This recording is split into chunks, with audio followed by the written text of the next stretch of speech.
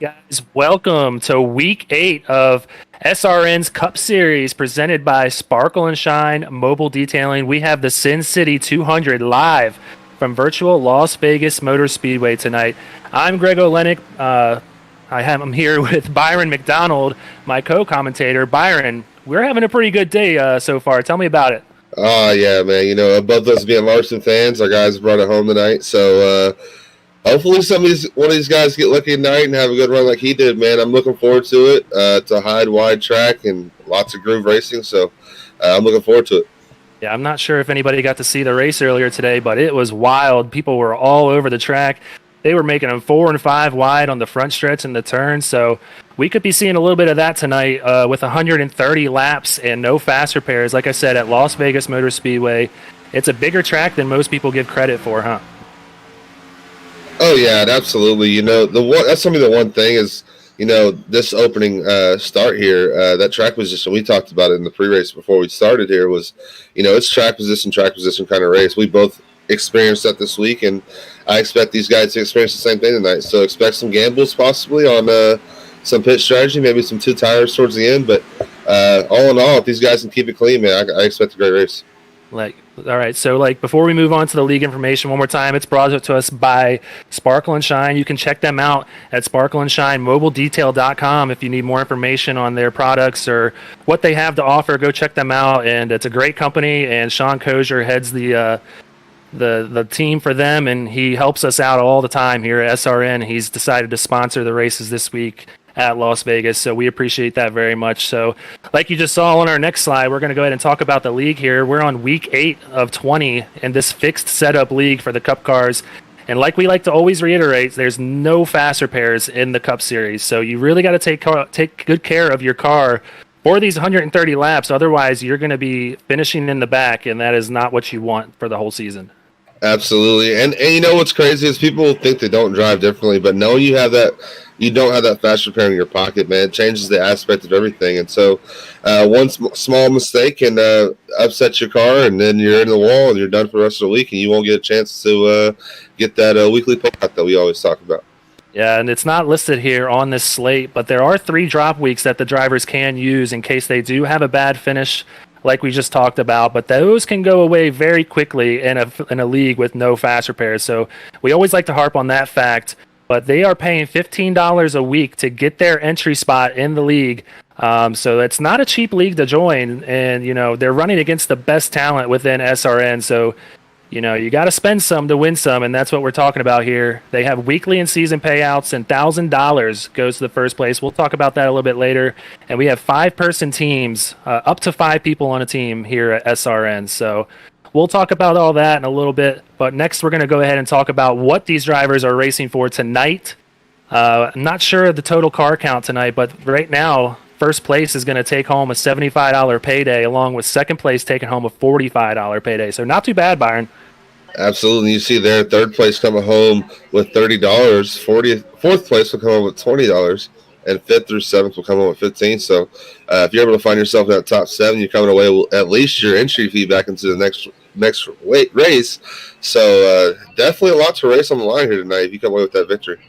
Yeah, and week after week, those payouts will add up and make your pockets a little heavier. So there's nothing to complain about for sure, man. These guys are racing for something here, and that's going to only make them drive harder out there on the track. So they definitely want to take care of their stuff like we talked about.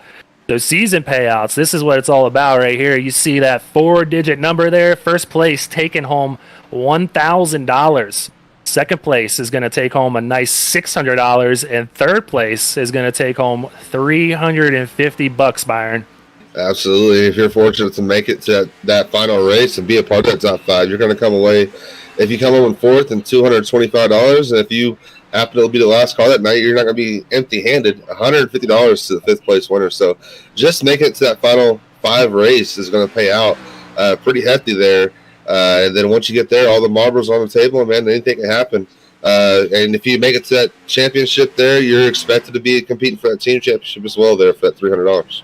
Yeah, so you have a nice chance of pulling away a hefty payday, and that's one of the best things that Speed Racing Network has to offer if you're not racing for that season championship in the individual standings, you can still walk away with a team championship payout as well. And also on top of that, you have an opportunity to win a clean driver award if you walk away with the least amount of incident points after the season, filling, the amount of race quotas that is required to do that. These butt kickers are awesome, and everybody, it seems like, has one in the sim racing community. So you can't complain about butt kicker hopping on board here to present a little bit of an extra incentive for these drivers. Absolutely. It's a must-have incentive. Unfortunately, I will not be running for this award. I check weekly, and somehow I just continuously get more incident points. So I'm going to take advantage of that discount code and use the SRN VS20 for the 20% off. And, yeah, you definitely want to get online and order your one. And if you're running for this clean driver award, that says a lot about just how clean you have been all season. Yeah, and these things aren't cheap. It's a nice piece of equipment that typically runs around $180 for a new piece. So that 20% off will definitely help. And you can't just run with one. You can run with up to 4 or 5. I think you can even have 6 if you're feeling crazy enough. So you can never have too many butt kickers. And like I said, we always appreciate them coming on board to help us out at SRN over here. So next, we're going to go ahead and talk about another awesome opportunity that SRN presents to its drivers. We have Kane Cook, who is an excellent sim racing coach. He is a driver in the Coke series, that is the Pro series here on iRacing. So if there's someone that you want to listen to and take some advice from, this is your guy, and he has offered his services to the drivers here in SRN and anybody for that matter that happens to be out there watching. So go ahead and head over to speedracingnetwork.com and you can look for the tab to go ahead and look for his time slots that he has available as well as his fees. And it is something that you definitely want to take advantage of if you have the time.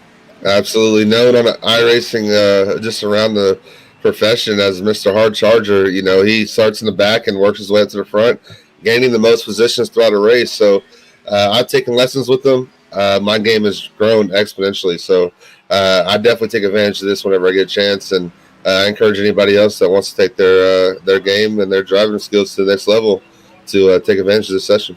Yeah, and I say it every week because it baffles me that he has 2 accounts over the I rating of 7,000, and he has that professional license as well. We're all running around with A classes, typically B classes. This man has a professional license, so that says a lot, and about his determination, and just to be known as a hard charger also says a lot. And I'm going to go out and on a limb and say that car down there is one of my favorite in the Coke series. So once again, we appreciate Kane Cook and all of his services. He's definitely made a lot of us a better racer on the track. And that's what we want ultimately. So moving on now, we're going to go ahead and talk about the individual standings and those that are inside the cut. But before we get there, we're going to go ahead and show our season leader so far. And it's that 42 car, James Holtzer. He's got a little bit of a different look out there this week, but man, he has been charging towards the top of the standings, Byron. Absolutely. Been Mr. Consistent as of late. Take a look through these standings. None of these guys are necessarily safe right now. This gap outside of Holtzer, maybe just below Dean Brummett there, these guys aren't safe. So got to continue to string together consistent runs. And I look for Mitch Rowell to get back on top, man. He's had some bad weeks, bad couple string of weeks here of bad luck. So I expect him to get back up to the top. And just to speak on Holtzer's run that he's had so far, he mentioned it last week when we spoke to him in the post race after he finished second at Auto Club. This man has run 6 of the 7 races this year and has not finished outside the top 10. So he also hasn't won a race yet. So I think he is going to be hungrier than ever to get that chip off his shoulder. He's one of the best drivers in the league. He's finishing every week, and that's what you got to do to get to the top of the standings, and he's showing it right now. Absolutely, and like you said, finishing it, and that's what a part of the problem is for some of these guys outside the cut. Just haven't had a chance to finish each week. So I look for some of these guys like Landon Lacey, who's been running up front these last couple of weeks. He's there making up that points gap from not starting the season. So I expect him to be out front again this week with it being Las Vegas, and expect those guys like Thomas Rutherford and Jordan Sailors to make some noise today as well. A few other names you see there. Brandon Browning also been falling a little bit in the standings, so he's going to be looking to bring his luck back around here in Vegas. Tristan Bailey's had a good run here and there as well, and Chris Massey, he's looking to get that car going in the right direction to chop away that cut line, the differential that he's got there. And Adam Pettit, who we hadn't seen for a couple of weeks. He had to step away to take care of a few things, but he is still within the range of, striking and making it into that top 15. So a lot of heavy hitters here. David Duke right there as well, only 2 points behind Adam Pettit. All these guys have a shot, and that's all you can ask for within the league. And that's what we want, is to put out a good product every week, and these guys are doing it. And unfortunately, not everybody can finish in the top 20 every week to build that points gap. Yeah, the one thing I do notice, though, is that left side is starting to shrink a little bit. So these guys are making their way up to the front and getting finishes, like you said. That's the key thing with that no fast repairs, is getting finishes. And so look for some of these guys to try to avoid some wrecks and possibly get out front tonight. All right, so next we're going to go ahead into our team championship standings, sponsored by Tropical Smoothie Cafe. Eat better, feel better. And as you saw it right there, Rowell Smith Racing is at the top of the standings right now. They are having a good couple of weeks the last couple of weeks. They have a 51-point lead over Team SRN and 2 wins to their name as well this season. Absolutely. You're looking at the team standings there with Team SRN there in second with 760 points. Red Racing at 721 and the Filthy Five there at 704. I stopped there only because these guys are the ones that are kind of starting to separate themselves. Yes, Rowell Smith starting to get away from these guys, but look for these guys in the top 4 to really start climbing their way up and really trying to put that block on Rowell Smith Racing from pulling away with this lead. Yeah, and the team standings run all the way through week 20. There's no, making the playoffs or anything. So these standings are nowhere near done. So Bronco Motorsports sitting there in 5th is definitely within reach. Only 161 points back of the lead, even sitting there with no wins. So you can't really be too sad or mad about that. I mean, they're still in contention. And then R&D Motorsports with a win in 6th place at 510 points, and H2K rounding out the team standings in 7th with 467 points. So we're going to go ahead and do the team introductions right now, also brought to you by Tropical Smoothie Cafe. Go ahead, check them out. They have a bunch of things to offer, like flatbreads, wraps, quesadillas, sandwiches, bowls, and of course the smoothies. So we're going to start with Rowell Smith Racing, our team standings leaders so far on the season. And you see it right there, Jake Rowell in that 9 car. He's got 2 wins for the team so far. Kind of been carrying the torch for them, but the rest of the team has been running fantastic all season. Jacob Smith was the points leader a few weeks back, but he's struggled ever since about Daytona. And he's starting to fall back a little bit in the standings, as we saw a little bit earlier. Absolutely. Shane Good there in the 24, Dean Brumman in 25, and Scott Healy rounding out RSR there in the 64. This team has really came alive there back in Daytona, and really since then hasn't cooled off. So expect these guys to have a strong run. Yes, Jacob Smith struggled a little bit, but these other guys have been there to pick them up. So that's really what this team standings is all about. Yeah, I want to go ahead and point out Dean Brumman there. He's finished in the top 10 the last 3 races, so he's going to be one to watch as well. So moving on next, we're going to talk about our second place team, Team SRN, kind of the hometown team, as we like to call them. And it's going to be headed by the number 3 car, Bobby Brill. It's 2nd week with the team. As we said last week, he was joining them for the first time last week at Auto Club. And he's been running really well this season, starting to move up in the standings, as we saw. And he's inside the cut now. And he's going to want to keep building on that progress. Another new guy to the team, Danny Setzer, moving up from the Xfinity Series in that 17 car. Also a new face that they got last week at Auto Club. So these guys are trying to build that team chemistry to build and, make that gap smaller and smaller each week between them and Rowell Smith Racing. Absolutely. You see Scott Colal there in the 23, James Holtzer, who you spoke of in the 42, our points leader, and there Ted Reckich in 91. Also a guy to keep your eye on. One of these guys might be my pick. I'm going to hold it to my chest right now, but one of these guys may be my pick coming out of the stable, man. I think I might know who you're talking about, but we'll cover that when we get there. All right, so the 3rd place team that we mentioned earlier, Rev'd Racing, our team that we like to mention every now and then, they're sitting there in a good position as well to, strike down the road and build that gap or cut down that gap. So in the 12 car, Damian Leiniger, he's been running well all season. He's been getting caught up in a little bit of trouble here and there, so he's going to try to avoid the accidents out on track today if we have any. And then the 20 car, Jay Gimbel, he's kind of joined this. He joined the team last week as well. So these guys are, trying to build that chemistry as well. And in the 57 car, we're going to have the team captain, Adam Pettit himself. Absolutely. And there, Alan Dobbs, the 22, as well as Brandon Key, the 75. These guys are kind of retooling here, kind of regrouping So I expect big things there tonight out of this group here here at Vegas. Definitely. So moving on next, we're going to have Filthy Five Motorsports, who's been kind of on a good hot streak lately with a few drivers that they have on their team. And it's going to be headed by the number 5 car of Timothy Latham, who won the first 2 weeks of the season and kind of fizzled out a little bit, running into trouble here and there throughout the weeks. He's going to try and turn that around today. And that 7 car we saw just dominate last week and moved his way up from the back of the field all the way to that number 1 spot to take home that checkered flag. Absolutely. And Kyle Spees there in the 36, who's been pretty consistent this year. This whole team so far has been consistent. Oscar Jensen in the 41 and Brandon Browning in the 48. Their slogan is just plain filthy, and that's what these guys are. These guys bring it every week, and I will not be surprised to see all 5 of these guys lead some laps tonight. Yeah, looking at the practice times earlier, they had some good speed out there, so I definitely expect to see them up front. And next up, we're going to go ahead and talk about Bronco Motorsports and number 83, the team captain himself, Christopher Massey. He's going to be looking to change his luck on the season. We saw him sitting about 30 points outside the cut, so he's going to try and work on that this year, or this race. And then Austin Reedy, who we saw have a really good performance last week at Auto Club, he has some good speed tonight as well. So I definitely expect to see him running up towards the front. Absolutely. This is one of those teams that hasn't really been able to put together, 4 strong runs just consistently so far. So maybe their luck turns around tonight here in Vegas. You got Brad Herman there in the 85, Tristan Bailey in the 86, and Ryan Steenbacher's in the 89, who has been really consistent but just been able to get caught up in those wrecks that really just kind of knock him in the back. So hopefully Steenbacher's able to stay out of that tonight. Definitely. Looking for them to have a good race tonight. Next up, we're going to go have an H2K Motorsports. R&D Motorsports is up next, and that's going to be headed by the number 4 car of Thomas Rutherford and the 8 car of Justin Boyles, 2 great racers and veterans of the SRN series. So they definitely know how to get it done.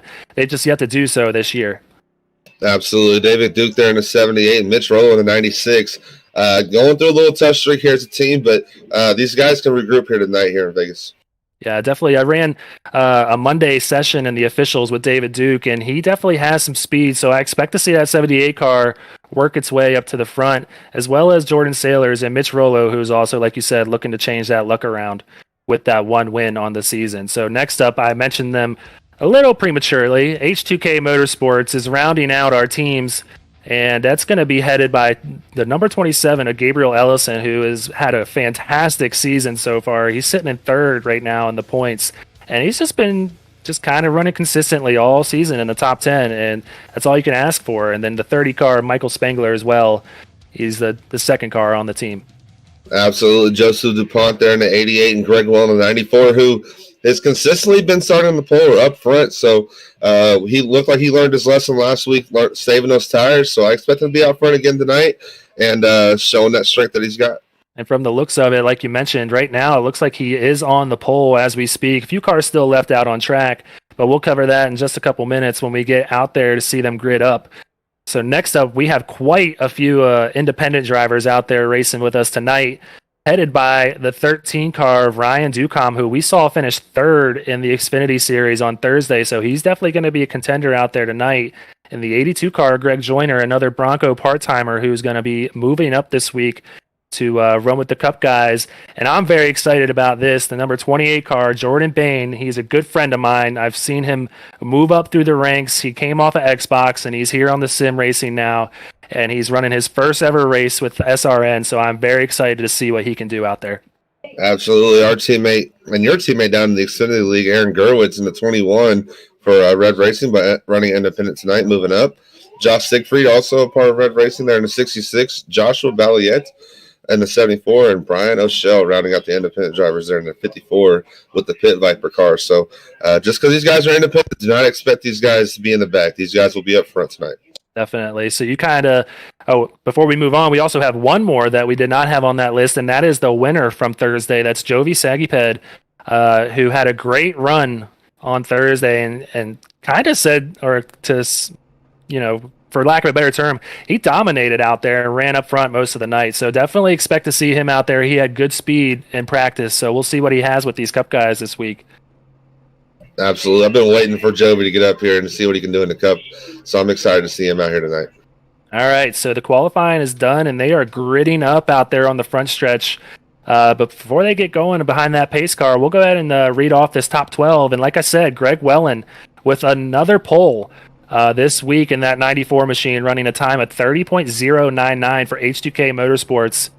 This is a place that we have seen him a lot, so I definitely look forward to seeing if he has learned how to save those tires and stay up front. But behind him, another guy that we constantly see every week in that 91 machine running towards the front is Ted Rekich, only about 100th of a second off of his pace.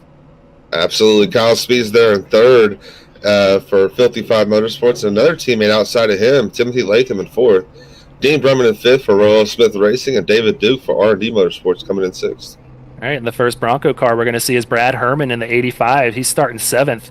And our points leader on the season, James Holtzer, is starting to his outside in eighth place for Team SRN. And Brandon Browning, he's going to be starting ninth place in that 48 machine for Filthy Five Motorsports. So that's three. Well, you see Landon Lacey there in 11. So they have four cars in the top 12. So they're going to be one to contend tonight. And Joshua Siegfried, an independent moving up with Revved Racing, is starting 10th. Absolutely. Landon Lacey in 11th, my pick from last week for Filthy Five Motorsports, as you mentioned, in 11th. And Chris Massey for Bronco Motorsports in 12th. And as you mentioned, Filthy Five up here in the front, and that's where these guys want to be. That they're trying to avoid these wrecks, and they want to be out front. Going to be interesting to see how aggressive these guys are to start. Definitely. And if there is any track that is very important to have track position, Las Vegas is one of those tracks. It's very hard to pass here, and definitely with the high downforce package that they have, it's going to make it even harder. So we're going to see them start to take off from their grid positions here and take one pace lap around the track. And before we get started, Byron, since you won last week, I will give you first pick this week. We're at Vegas. Who you feeling has the chance to pull away and take the victory tonight? Okay, so I think this guy has been due, man. We haven't really talked about him much, but he's on the front row. Ted Rekich is going to be my pick tonight. What do you think? All right, so I'm not too far behind you. I'm feeling lucky with that 5-car. You know, we saw a 5-car win today. Our boy Kyle Larson, he pulled it out, and he just dominated towards the end of the race. Timothy Latham has been running up towards the front in these races of recent, and I definitely expect that to not change, especially with 4 Filthy 5 cars in that top 12. I think they're going to really work together well on strategy and on when to pit and just everything. So they've been heading in the right direction, and I expect that to continue this week. Absolutely, man. I'm excited. Great pick. I think we both got a good shot here tonight. So pace car's going to roll off. Greg Wellen's going to lead us to the green flag. Definitely. So we see that 94 and 91 pacing the front of the field. We'll see if Greg Wellen is able to get a nice lead, as we saw just a bunch of crazy racing in the actual race today on these restarts, and we'll see if we see a lot of the same today as he gets a nice jump on that 91 machine. We're green for the Sparkle and Shine Sin City 200 today at Las Vegas Motor Speedway. Absolutely. You see Greg Wellen get a great job getting a good jump out there. You're going to see these guys searching high, searching middle, and searching low, trying to make these passes. So you're going to see these guys span out and try to get as many spots as possible on these restarts. One of those tracks where you can use that high line to pass and kind of pinch cars down on the track and kill their runs on exit. So we'll see if the 36 is able to make the pass here. Kyle Spees making a hard run to the front to start. We'll see if he's able to clear the 94 machine, as he's getting a good push from Ted Rekich down the front stretch with that momentum. Absolutely. And it's going to be so difficult to make these passes early just because everybody's going to be pretty much full throttle. It's about controlling that throttle and making sure that you get loose. You see Greg Wellen there get loose, having to get off of it and kind of save it a little bit. Yeah, you see Kyle Spees with the momentum down the backstretch, not able to clear him going into turn 3.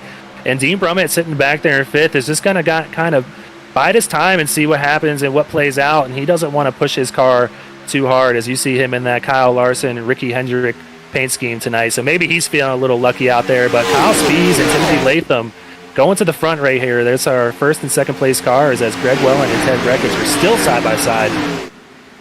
Absolutely. You see that 55 Motorsports power just going out front. And these guys are going to be working together. So, they compared it a lot today to Talladega and Daytona, just how much this package drafts and how much the draft matters. So having that teammate up there is going to definitely be beneficial to you. As you see Timothy Latham make his move to the inside. Coming to lap 4, they're still trying to sort it out and see who's going to take the lead and kind of just coast for the time being. But like we said, it's very hard to do that. We saw that earlier today in the actual Las Vegas race. It was really hard for the leader to pull away. And I really think we're going to see a lot of the same here tonight. But Timothy Latham is getting a nice push from Kyle Spees on the backstretch as they head into turns 3 and 4. And they're going to kind of single file out from there on back. And, you know, running side by side, like we mentioned, can really burn up the tires. So you're trying to avoid that, as we've seen a lot of long runs lately here in the Cup Series. So we'll see how that plays out as well. It's a lot of storylines that are going to eventually unfold as we go through the laps here at Las Vegas Motor Speedway. Absolutely. And with these guys getting more and more comfortable around each other, they know those moves that they can make and cannot make. So that's part of the reason why, you know, it's a thing that happens in league races if you're not familiar with iRacing, that, you know, these guys, the first couple of races, they're going to be a little bit, you know, iffy around each other, cause a lot of wrecks. But like you said, we've gone green the majority of these last 2 or 3 races. So I expect tonight to be the same, and that finish strategy is going to come into play again. Yeah, I'm not entirely sure, but I'm expecting to see a fuel window of 38 to 40 laps. So they're going to have to pit a few times if this thing does stay green, and that usually shakes things up down the road. But we have a long way till we get to that point. As we've seen Dean Brummett, he's making the pass for third, and he's moving his way up towards the front. Absolutely. You saw those guys kind of burning their tires trying to straighten that thing out. And like you said, he was back there just biding his time, and you got to think he's got the freshest tires out of these top 3, so he's going to be on the move here pretty quick. Definitely. Dean Brummett has been hungry the last couple of weeks. He has had a lot of good finishes and one of the most consistent finishers in the league, but he's looking to get that first win of the season for himself and the third win for RSR, and to help them build that lead that they already have. But looking back, we're going to go ahead and look at James Holtzer and David Duke, who are battling here for 6, and we got Brad Herman running an 8 behind them. These guys are running really close nose to tail, so I'm assuming that these guys are wanting to get their way up to the front, but also having, like I said, be patient and not burn those tires up too early on in the run, because you can really drop like a rock. I can speak from experience on that. Absolutely, and the toughest thing is, you know, trying to make your way to the front and also save those tires, because you burn off that right front here, you're going to be in for a long green flag run. So the longer that you go on these tires, the more loose it gets. So we're going to see a lot of throttle control later on in this run. Definitely. So like we said earlier, James Holtzer running a little bit of different color paint scheme this week. Our points leader, he's running a little blue and white extreme sim racing paint scheme, so glad to see him bring a sponsor on board for this week. He's going to want to go ahead and show out for them, but David Duke is not letting him get away at all, and I'm assuming they're going to try and use that draft a little bit and work together to try and, you know, lessen that gap between them and 5th place in front of them right now. But like I said, we're only on lap 10, and you really, like, you have no time, or you have a lot of time still with the green flag run that we're seeing right now and how it's trending. There's not a lot of side-by-side racing, and that's only going to make it seem like we're going to go on a green flag run as we see Dean Brummett going for a pass on Kyle Spees here for 2nd place. Absolutely, and we spoke about it before the pre-race, but this track does lend to this green flag run. We saw it in the truck race, we saw it in the Xfinity race as well, so no surprise here seeing these guys keeping it green. And Dean Brummett, you know, not really necessarily being aggressive trying to take that spot away, but really taking his time to take care of those tires. Yeah, it's really hard to complete that pass on the inside. Like you said, you don't want to burn it up, but you do want the track position, so it's something that you have to battle inside your own head and choose your spots wisely, as we see Ted Rekich passing the 94 machine of Greg Wellen on the outside. Greg Wellen starting on the pole. He's dropped back to 5th already, but we're going to go ahead and check out a couple other people here. We got Scott Healy, another RSR car who's been running well lately, but getting into some trouble here and there. He's running 15th, but trying to move his way up to the front. But someone we want to talk about who started in the top 12, Brandon Browning, has fallen quite a bit so far to start the race. So I'm not sure if he's running a strategy right now and kind of, like we say all the time, biding his time and taking care of his stuff. But he's fallen back to 21st, so he's dropped 9 spots so far. So one of the Filthy 5 cars that seems to be heading in the opposite direction, Brandon Browning in 21st. Absolutely, it's so hard to gauge that first green flag run. You know, not getting cautions of how hard you're actually pushing it. You know, yes, you're dropping back and you're seeing cars drive by, but yet you got to stick to your strategy of saving those tires. And maybe he gets back in the pit road and get those 4 crushes and realize he can go a little bit harder. Yeah, someone I want to go ahead and talk about that we mentioned earlier in the broadcast who had a good week last week, Austin Reedy.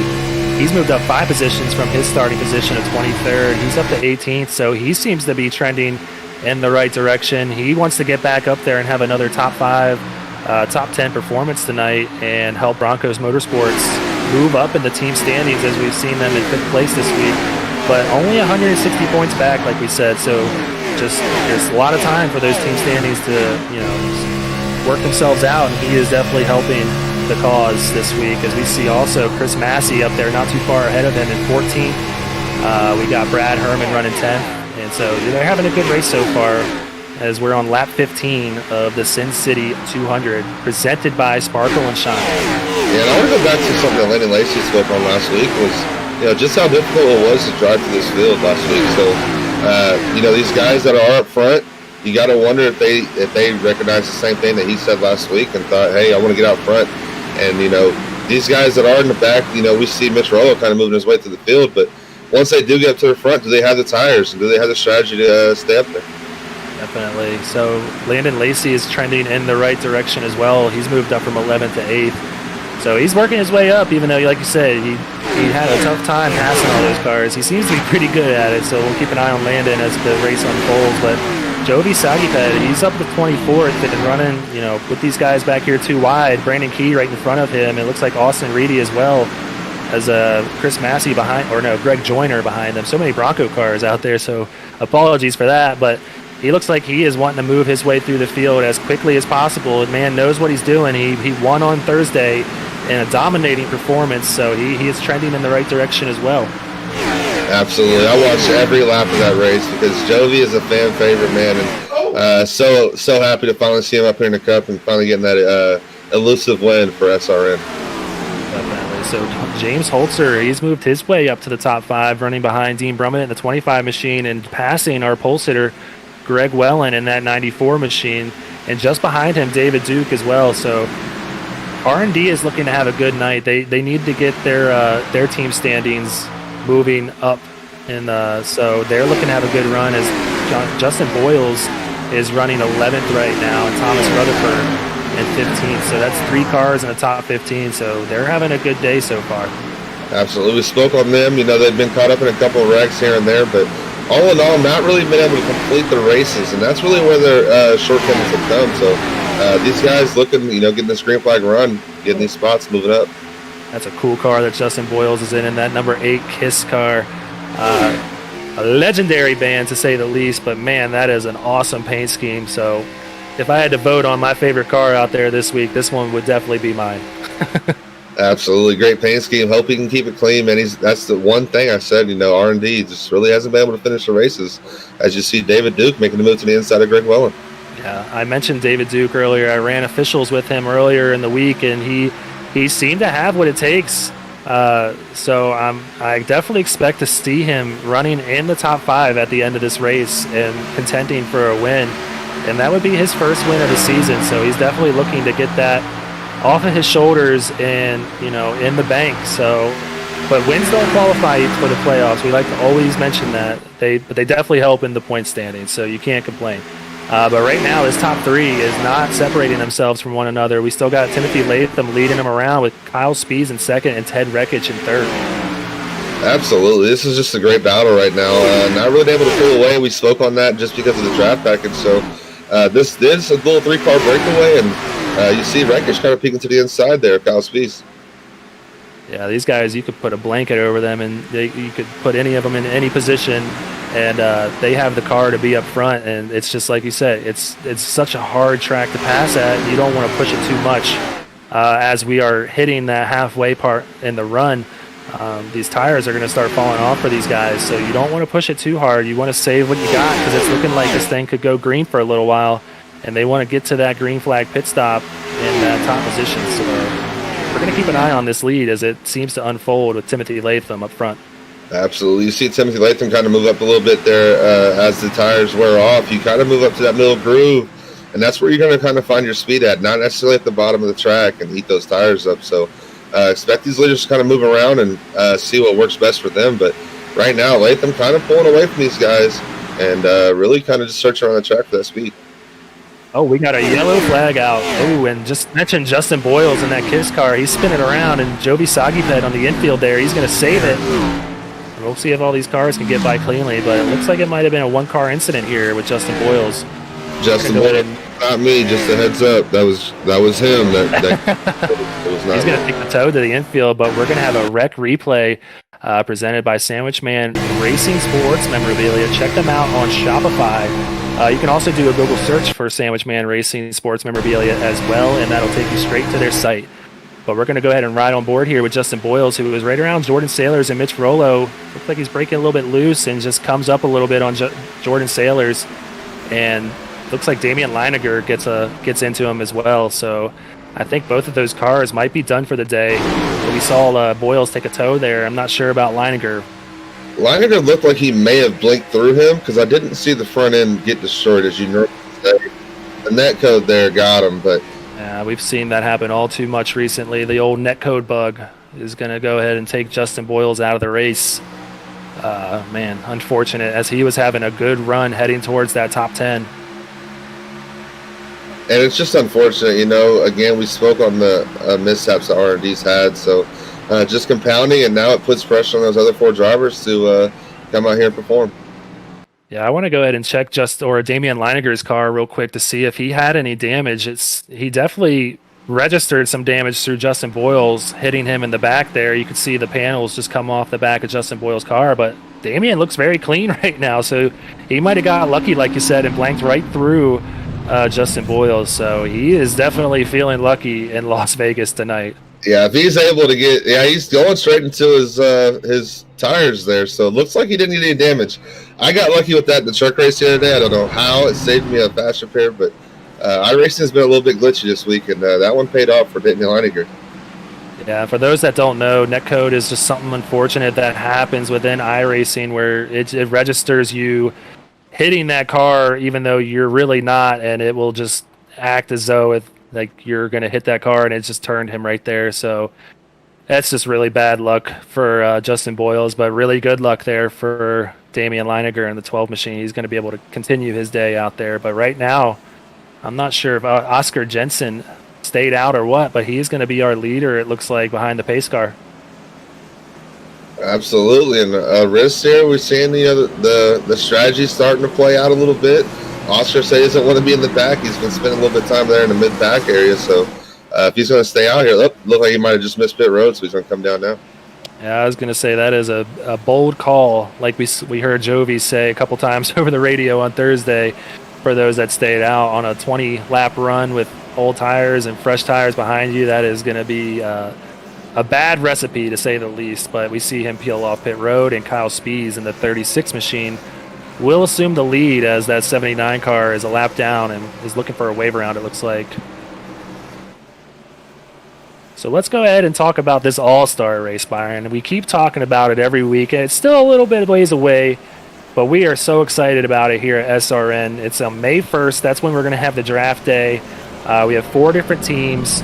Not sure the total number of drivers on each team, but it's a really exciting opportunity for all these guys to come together and see who is the best in this league. Absolutely. I'm looking forward to it. We're getting split up, different teams. We may have some guys that, typically our rivals have to work together.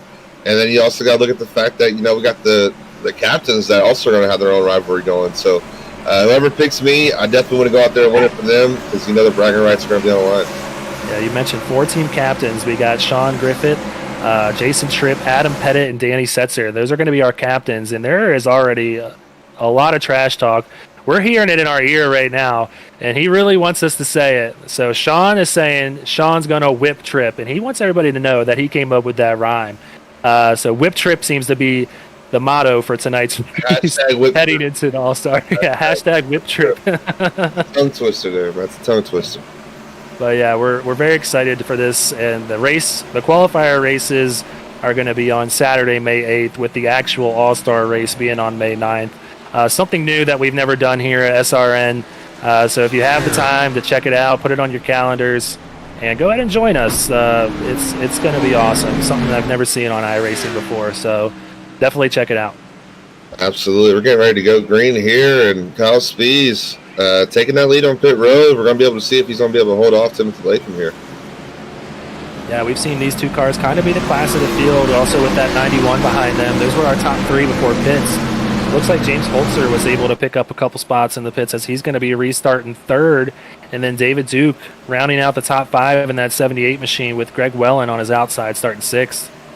Absolutely. And the good thing about that, too, is, you got that little bit of a good run. You know what your tires are going to do. And so now you know just how hard you need to push it. So we may see some comers and goers here from the top five. Definitely. So a few people that have been making some moves before we go green. Brandon Key has moved up 9 spots. I'm trying to get these listings as they're all changing. He's moved up 8 spots. He's moved up from 22nd to 14th. And Mitch Rollo, who we said needing to kind of change his luck lately, starting in the 10th position here after starting 19th. But Kyle Spees is the man of the hour as we come to the green here in Las Vegas. After this first caution flag, he's going to go ahead and bring him to this checkered flag, or the green flag at the checkered line here.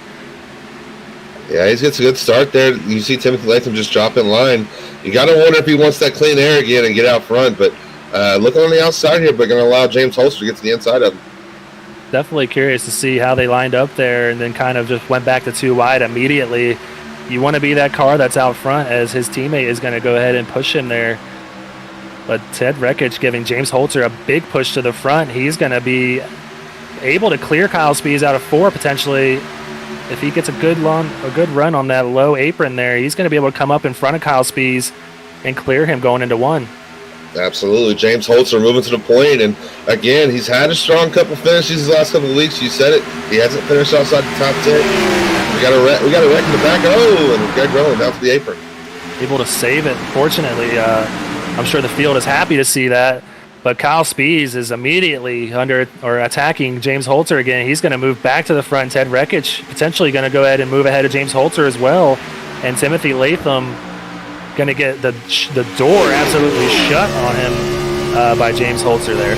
Absolutely. You see, Holtzer got a little bit loose there because Latham got into him when he threw that block. So not wanting to give up that third position, hop down in front. But Rekich here putting Kyle Spees under a little bit of pressure. Oh, that's a really cool paint scheme. I know it kind of didn't bode well for Justin Boyles, but to go ahead and look at Kyle Spees' paint scheme is kind of a mix of Dale Earnhardt's paint schemes there with a little shredding of the sheet metal there to see what's underneath. That is a really cool scheme to see out in front. But Ted Rekich right now is not very impressed by it as he is side drafting the 36 car coming out of 2, and he is trying his hardest to get to the front. Yeah, you see Timothy Latham here coming into the picture as well, not looking to settle for third, and looks inside of Ted Rekich trying to take away second. Yeah, Holtzer fell back to 4th there. He's finding himself a nice little spot to settle in and see what these guys do in the long run. We saw a bit of a long run earlier, about a 22 lap run before that caution came out.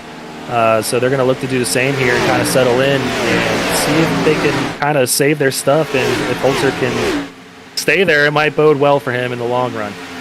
Absolutely. You gotta think that he's loving what he's seeing out of his windshield right now, especially with Ted Rekich up on the outside, kind of holding off Kyle Spees here on the bottom. And what that does for those people that don't know out at home is Spees is sitting here trying to go full throttle, but if he does, he's going to float up into Rekich. So he's got to get off the gas, which in turn keeps them side by side and in turn burns his tires up. So Latham's sitting here being patient as well as, Spees finally dropping back to third.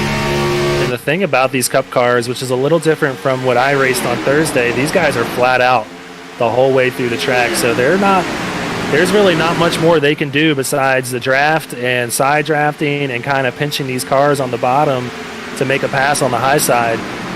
You really got to know what you're doing here at Las Vegas to move your way up to the front. So it's why we haven't seen too many big movers yet. But to speak of one, our winner from Thursday, Jovi Sagiped, is up from the 35th position in the 11th spot already. So he is digging as he is taking Josh Siegfried on the inside. He's up to 9th now.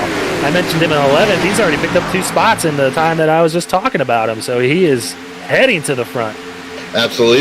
He was going to be one of my picks, but I just didn't know if he was going to, first race up in the Cup. I wanted to let him kind of get his feet wet before I took him. But you see Timothy Latham there get a little bit loose on the outside, and it's going to allow Rekich to almost clear him, but Timothy Latham gets that run on the outside to get on the backstretch. Yeah, these guys are racing really hard up front, but track position's everything here. And I know we keep saying it, but that's the case at Las Vegas Motor Speedway, at least on iRacing. You saw it today as well. Track position is key at this 1.5-mile oval. Timothy Latham is going to be digging hard on that outside with Kyle Spees. Just kind of see how it plays out in third place right now. Absolutely, and I'm typically not wanting to be that guy on the bottom just because I hate sitting there having to lift and not float up into him, and so it's so frustrating as a driver not getting that clear pass, and and you're just sitting there, you're burning your tires up in the back of your mind.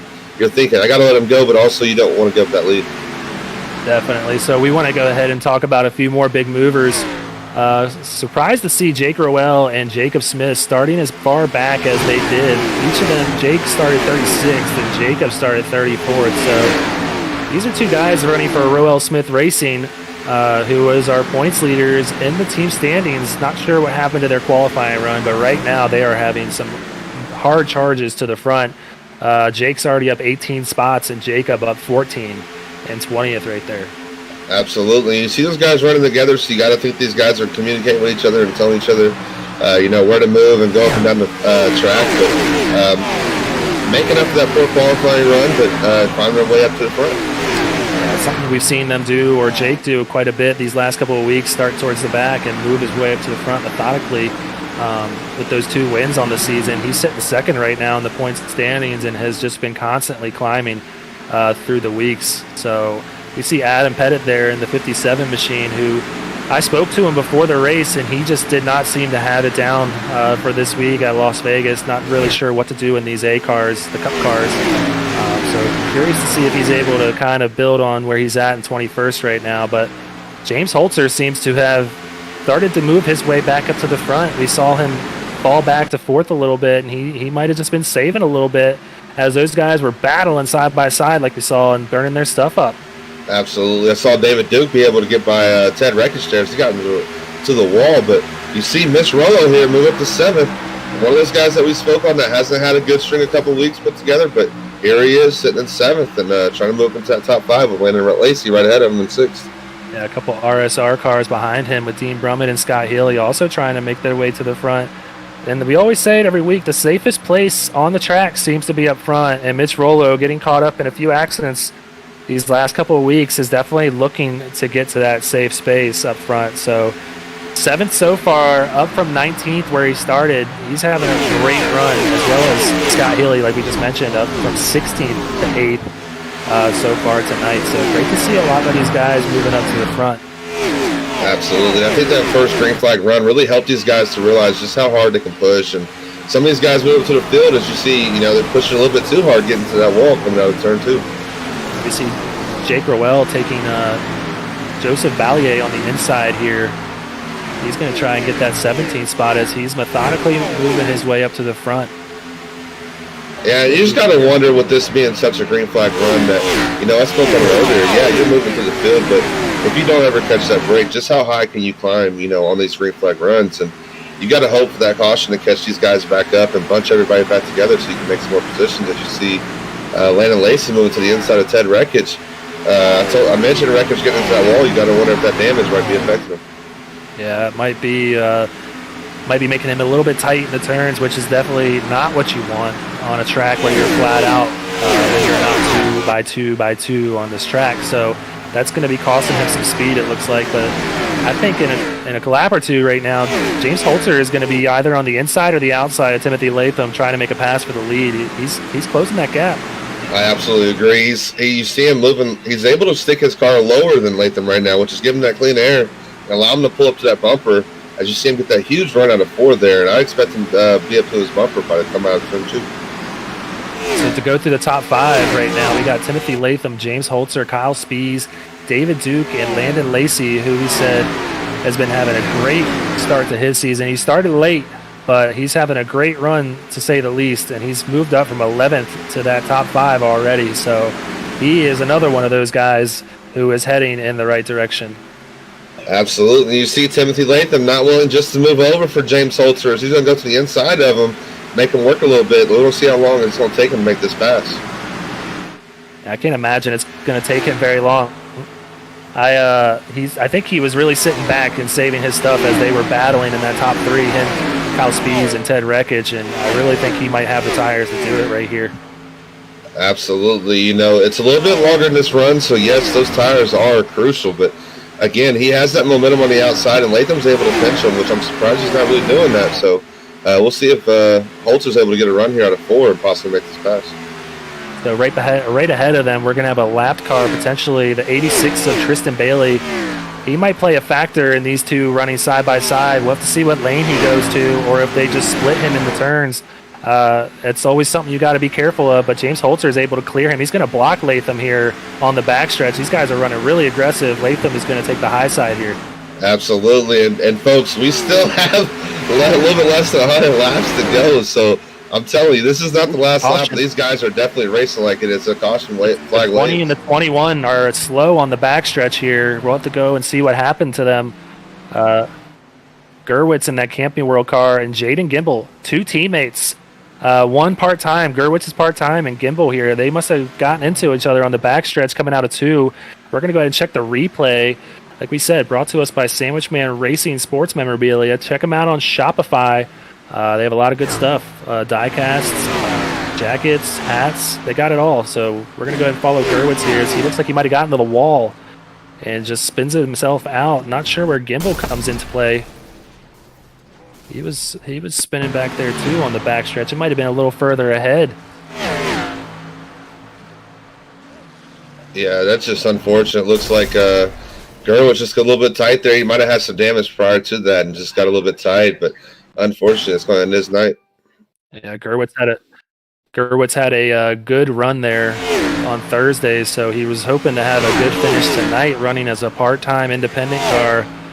Kind of a revved affiliate, if you want to call it. So unfortunate to see that. It looks like Danny Setzer just blew an engine there. Not sure if that was the case. Yeah, he may have had some damage on that nose and just happened to overheat. Unfortunately, he's going to be done for the night as well. All kinds of chaos happening, but we're going to have some yellow flag pit stops right now. We'll see who's able to maybe play some strategy to get out front, but it doesn't look like it, as James Holtzer is going to get out first with Kyle Spees coming out right behind him. Absolutely. Landon Lacey making some moves on pit road, and you got to believe he's going to be a contender here. He showed some strength and really just moving up. So now he's into that prime spot, sitting right behind the leader, and going to get a good jump. Timothy Latham, who was battling for the lead there before the yellow came out, is falling back to 5th behind the 4th place car, David Duke, who has just been slowly making his way up to the front. I said it earlier, he's been running well all week in the officials, so he's definitely had some practice and knows what he's doing. We got Mitch Rollo in 7th and Ted Rekich in 6th. Yeah, and Rekich, hopefully able to get that damage fixed and figure out maybe what was the issue. Possibly learn that he needs to save his tires with him. Definitely. So just to go ahead and go through the top 10 right now, like we just see out there on our ticker, we're going to go ahead and have James Holtzer, who is our leader right now, with Kyle Spees coming in behind him. Waiting for the rest of them to update, as it just takes a little while when we're under yellow here.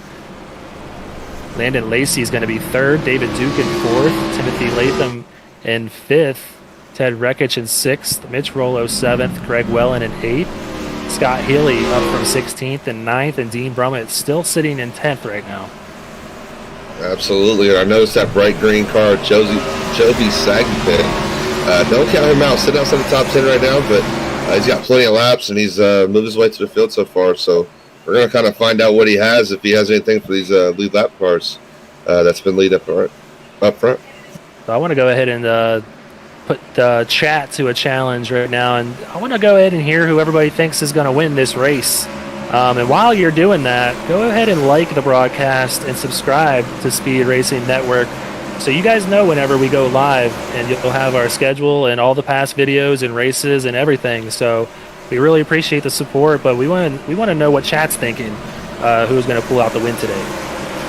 Absolutely. We always have an entertaining chat, either drivers driving during the chat or from our other series. We don't recommend anybody chat it up during the race, but if you think you can handle it, do your thing. But yeah, definitely comment down there below who you think's going to win. I got my pick right now, Ted Rekich. who's sitting in, I believe, 6th. So not looking too bad right now. Yeah, I got mine, Timothy Latham, up there in 5th. So we're doing pretty well right now. But right now, the class of the field, man, James Holtzer seems to know what he's doing out there. He's made his move up from 8th to 1st and just seems to really know how to save his stuff. We'll see how he's able to do it, though, from the lead right now.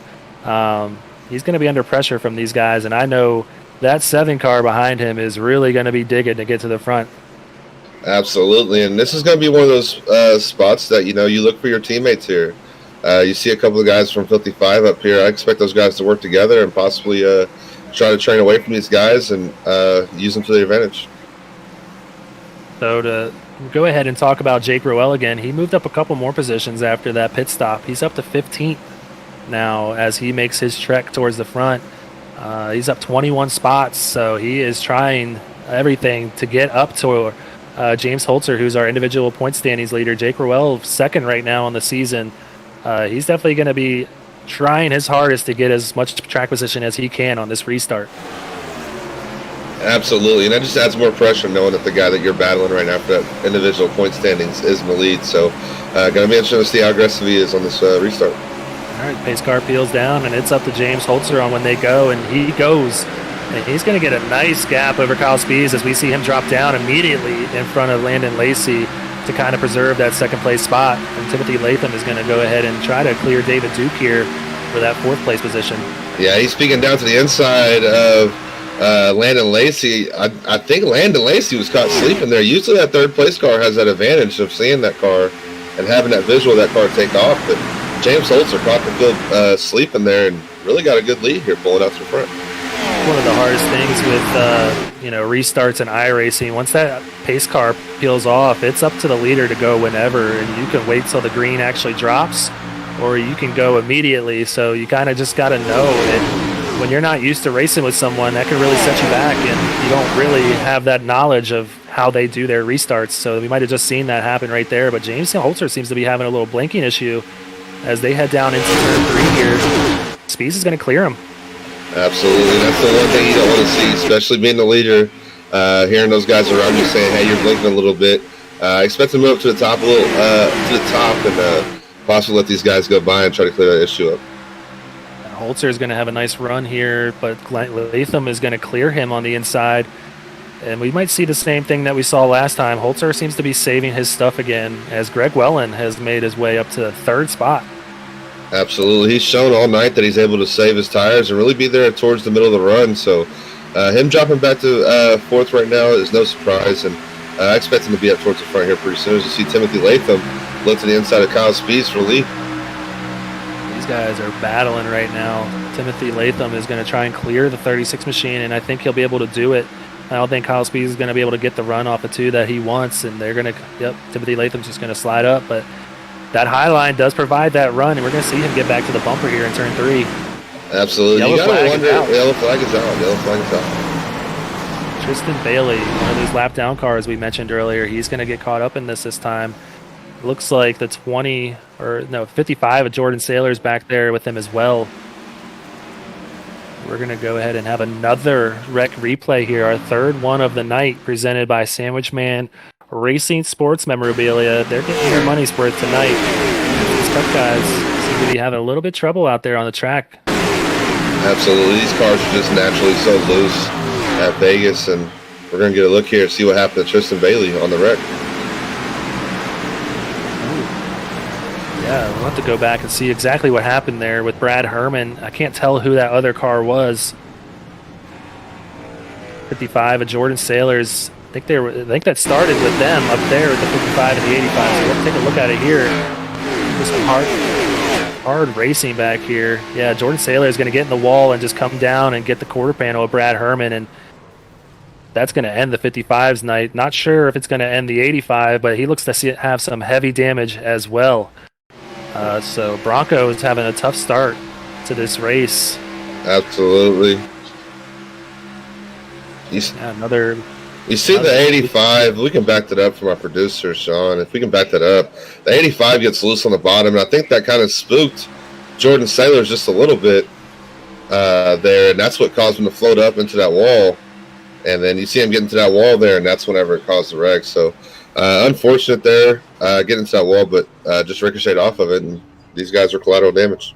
Yeah, 3 Bronco cars back there, so that's going to really hurt their push to try to close the gap on the team standings lead that RSR has right now. They're sitting in 5th, like you say, 160 points back, but a couple hard hits for some of these guys. We'll have to see if they take the tow, or looks like Brad Herman's going to try and get back around to the pits. No, he took the tow, it looks like. So that's going to really hurt his night. His car is crumpled up pretty bad. Well, we're 56 laps into this race. We had a couple long green flag runs. Hopefully these guys can straighten it out. But, if you're Timothy Latham right now, you're sitting pretty. You've led the most laps tonight. You've been out front. You've been able to, recover from your mistakes on pit road, losing some spots. So right now you got to think he's the favorite to come away with this victory. Yeah, I like the sound of that. But, Greg Wellen took advantage of that hard move to the front there. It can really help you, or it can hurt you. It's going to help you on the short runs because, if you get that caution out, it's going to give you that track position and a decent restart position and potentially help your efforts to move towards the front. But if you make that push too quick, it could really burn your tires up at the same time. So I think he kind of got saved by the bell there as we saw him make a hard charge to the front after that restart from like 8th position. Absolutely. We're bringing Timothy Latham up into the booth now, our leader. Timothy Latham, this is Greg Olenik and Byron McDonald up in the SRN booth. Having a pretty good race so far. It seems like we're getting riddled with cautions, but tell us what you're seeing out there so far. Yeah, I mean, the car's feeling good out there. Everyone's kind of getting a little aggressive here at the start, but once it fans out after a few laps, I think we could get some green flag runs in if people mind their P's and Q's. But it's going good out here. I see you've been up front a lot tonight. Is that kind of part of the strategy, just being aggressive and kind of setting the pace, or you going to be looking to kind of save these tires if you expect that green flag run? Yeah, I kind of want to be out front and stay there. Track position, I feel like, is everything here. Unless of course you spend a lot of time on a set of tires, but track position is pretty much everything here, and I want to try to stay up front. Well, I got to ask before we let you go, are you feeling a little bit lucky riding in that 5 car today at Las Vegas? We saw Kyle Larson win earlier, so got to know, are you feeling a little bit lucky up front? Yeah, hopefully that it comes out to be the same outcome. I know Dean Brumman's running a Kyle Larson paint scheme back there, so he's looking for that luck too. But yeah, hopefully we can get this 5 car in victory lane. Awesome, man. Well, you're my pick today, so I'm excited to see you running out front, buddy. Best of luck to you, and we'll hopefully speak to you after the race. All right, appreciate it. Thank you, guys. All right, so you heard it there, Timothy Latham. He's talked about the race, and the people are being a little bit aggressive out there, but he thinks that they can get it, settle down a little bit and get a green flag run for you guys again. Absolutely, and I think they will. These guys know what they have now. They know the importance of pushing it up front, but they also know they see these guys that are going to have effective points days today, and they don't want to be that guy. So they got to take care of these cars, but also stay aggressive and stay smart. And once you've had a taste of victory lane, you want to get back there. And Timothy Latham, he was the class of the field to start the season, winning the first 2 races of the year. And he's kind of had a little bit of trouble the last couple of weeks, so he definitely has the car to do it. But he's got to, like you said, make it to the end, and he wants to be that car out in front to hopefully avoid that chaos that we've been seeing out in the back of the pack. But the base car is going to go ahead and pull around on turn 4 here, and it's going to peel off with Kyle Spees to his outside, and Greg Wellen, a hungry Greg Wellen, who was our pole sitter, starting right behind Timothy Latham. So he's going to have the opportunity to go when he goes, and he's going to take it right now. And Kyle Spees has a pretty good restart on the outside. Greg Wellen fell asleep a little bit, it looks like you like to say, and Kyle Spees has the opportunity to clear Greg Wellen going into turn 1. Absolutely, and Timothy Latham's going to get out to a big run, but expect these guys to close that gap as soon as they get lined up. You see Greg Wellen there on the inside of Landon Lacey making a move for 3rd. Man, look at that 18 car back there in 6th. He is he's getting there. If there's anybody that can do it, he showed that he can do it on Thursday. So Jovi Sagaped is definitely going to be there at the end with these guys. But this is the class of the field that we've seen so far. Timothy Latham, Kyle Spees, Landon Lacey, and Greg Wellen are top 4 right now with Sky Healy in 5th. Absolutely, and that green machine back there is getting brighter and brighter. But He's just slowly working his way through the field. We spoke on it earlier. He's going to have to catch a few cautions. He's caught those. He's here, so let's see what he's got. I'm excited to see Jovi up here in the Cup Series because he's so fun to watch down in the Xfinity Series, and definitely one of the favorite drivers to watch in SRN. Yeah, and just to talk about Filthy 5 Motorsports, they have 3 Filthy 5 cars in the top 4. That might be changing. Nope, not yet as I'm talking. But just to speak on how their season has turned around, they made a few moves a few weeks ago, and it seems to be paying off for them as they're sitting 4th right now in the team standings.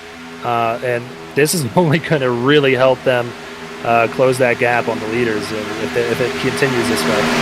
Absolutely. 55 altogether. They came to Vegas and they just put on a good show tonight. So not surprised, but it's about time. We expect big things out of this group, and I feel like they're living up to that hype.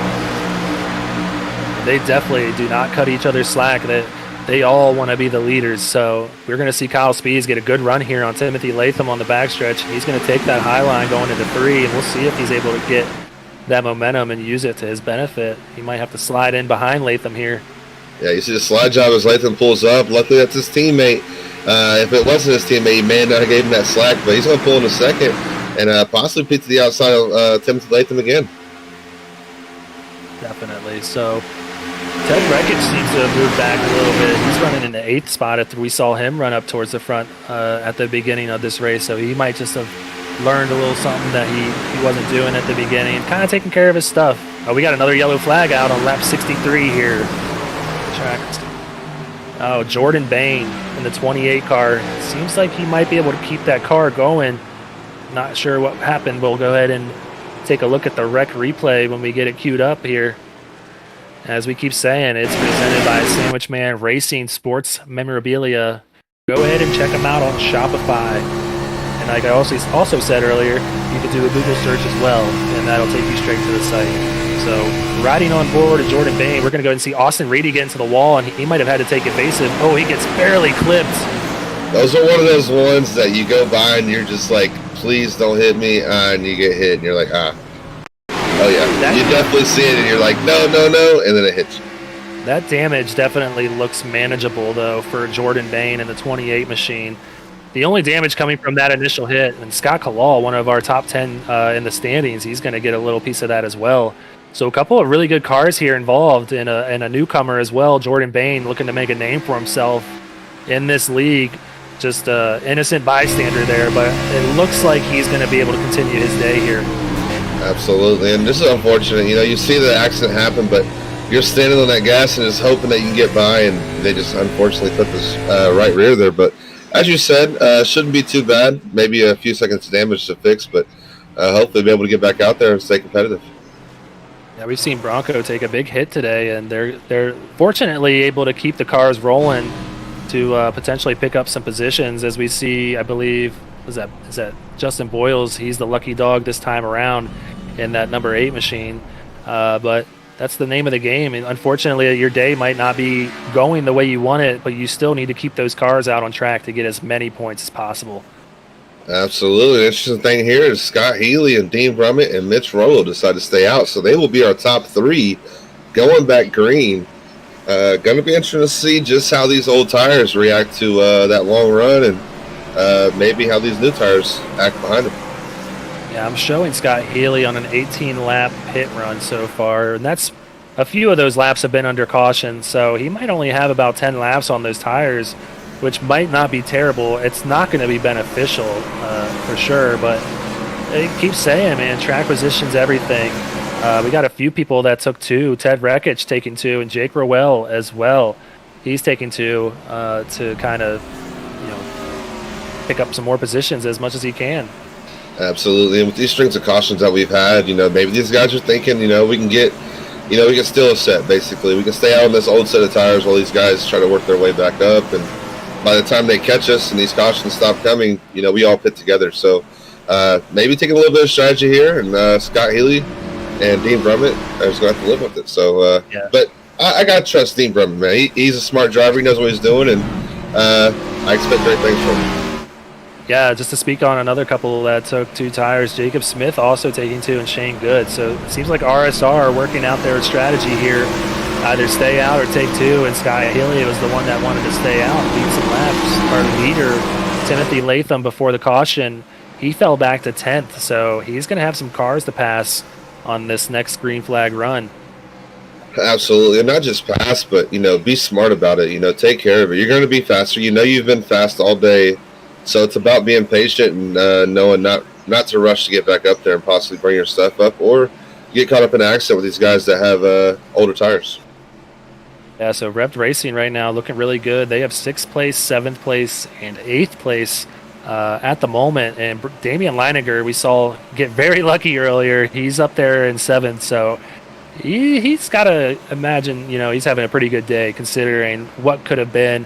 And Adam Pettit, who we saw running towards the middle of the field, up in 8th. So this is the time halfway through the race where you're going to start playing out those strategies and trying to get positions any way you can.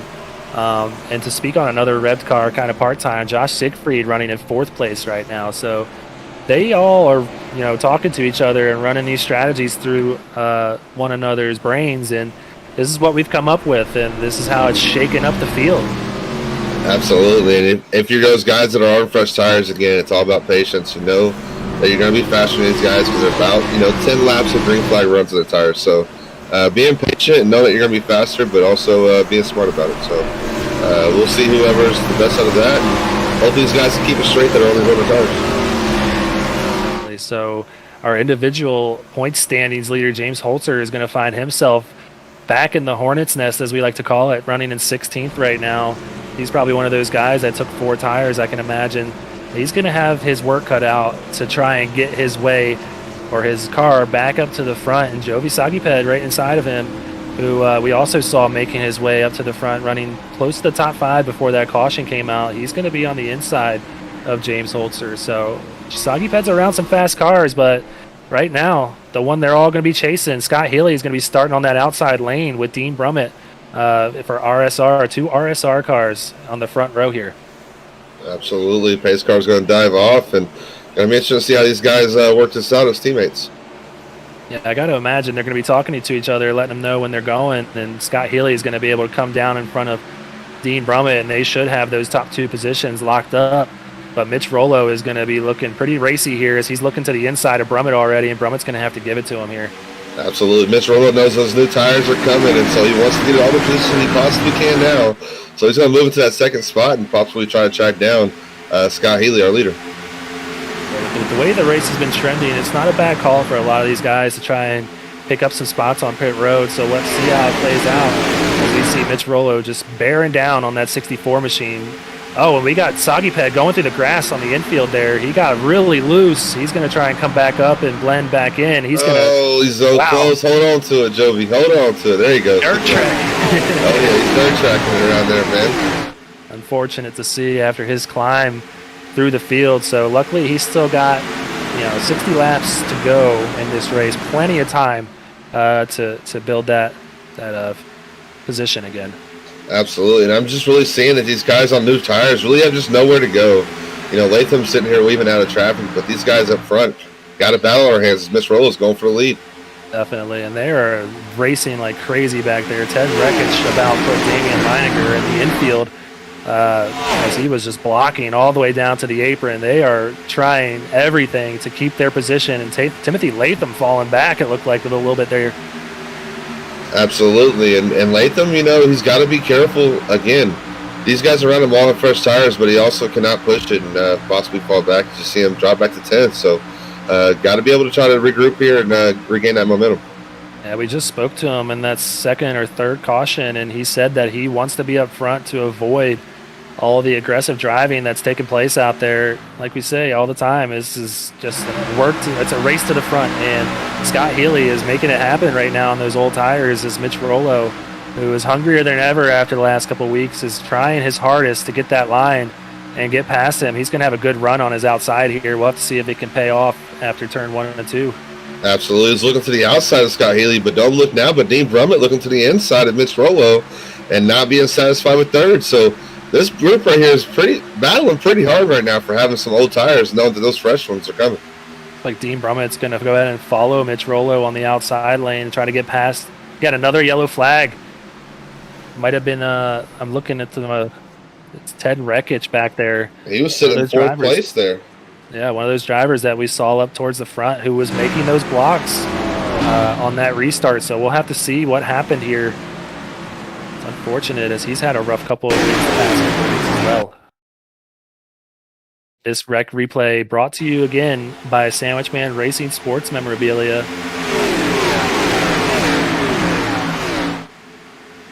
right, they're coming off of turn 2 here, 3 wide back there. He's on the outside of David Duke. It just looks like he didn't have him cleared and came down on David Duke, and David Duke didn't let out of it, rightfully so. I was going to say hats off to everybody avoiding him, but you saw those 2 cars get together there. I believe that was Jordan Sailors, I believe that was behind him. That may have gotten that wreck. Get see if we can get a different angle here and see exactly what happened, if it was netcode or what, but it just seemed like Ted. It's Jacob Smith. I'm sorry, Jacob Smith. He was going down to avoid him and he ended up getting into somebody. So a little bit of collateral damage there for a couple cars as Ted Rekich goes around. It's just a testament. Okay, so it was Ryan Ducam that was able to get through there as good as he can. He came down on Jacob Smith, so I'm sure Jacob Smith's a little bummed about that as he's had a rough couple of weeks, the last couple of weeks since Daytona. Really looking to turn that around, so he's going to have some time in the pits to fix that sheet metal. But still, the better than the alternative of getting caught up into that. Absolutely. If that car's still rolling, you still got a chance, man. That's all that matters, man. As long as your night's not over with. So we're going to see if this was netcode or if this was just a case of not being clear, and that's what it looks like. Ted Rekich came down a little early on David Duke, and nothing the 78 could do there. Yeah, it looked like he scraped the wall prior to getting into David Duke there. So it looked like he was giving a little bit of run, trying to break that side draft, and they kind of shot him down into David Duke there, unfortunately. Yeah, not sure if he actually scraped it or if it just kind of jarred him, seeing how close he was, and kind of just yanked the wheel to get away from that wall before getting to that safer barrier and really doing some damage. But I think, like I said, given the alternative, a lot of these guys got away with little bit of damage, so these guys should definitely be able to continue. But Ted Rekich was one of those cars that we saw running up towards the front, and now he's going to also have his way or his work cut out for him as we are down to 55 to go in this race. Not much time to get up there as it's running out. Rekich was your pick, right? That was mine. It was my pick. Unfortunately, man. Unfortunate for Ted Rekich there. Maybe second guess yourself. I'm gonna backtrack here. I'm going back to my pick from last week, Landon Lacey, man. He's been up front. He's worked his way back up here again. I think he's gonna get it done. Now that my pick's out, I gotta go with Landon Lacey. Oh, so we're doing. Yeah, we're allowed to do that. This isn't. I mean, this is Vegas, but this isn't Vegas. All right, I don't have a bookie chasing me, to cash in my pick. Landon Lacey, 55 to go. Call it up now. I'm not sure if Mitch Rollo pitted there. He's showing on my standings that he did not, and that he's still on the same set of tires. And then Justin Boyle's also behind him, who has worked to get his laps back. He also stayed out. He's on 10-lap old tires. So the first car on tires is going to be Scott Healy, and he only took 2 sitting there in third.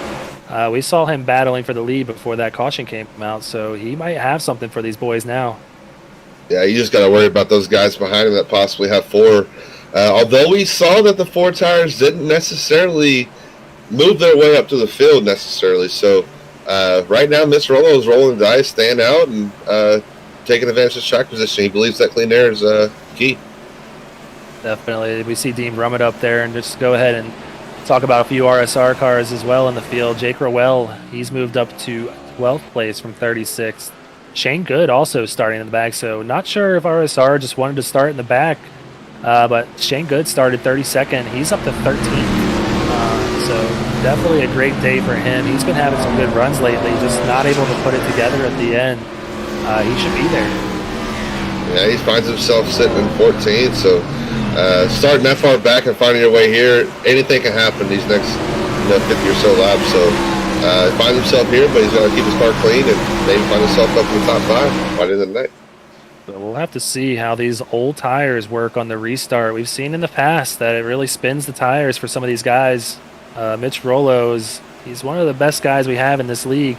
as far as performing wise, and he's usually running up towards the front. So I'm curious to know if he has experience restarting on old tires. But Greg Wellen, we just saw him right there, who started on the pole. He's all the way back to 25th. So another driver to pay attention to as we're running out of time in this race, and see if he can get back up to the front.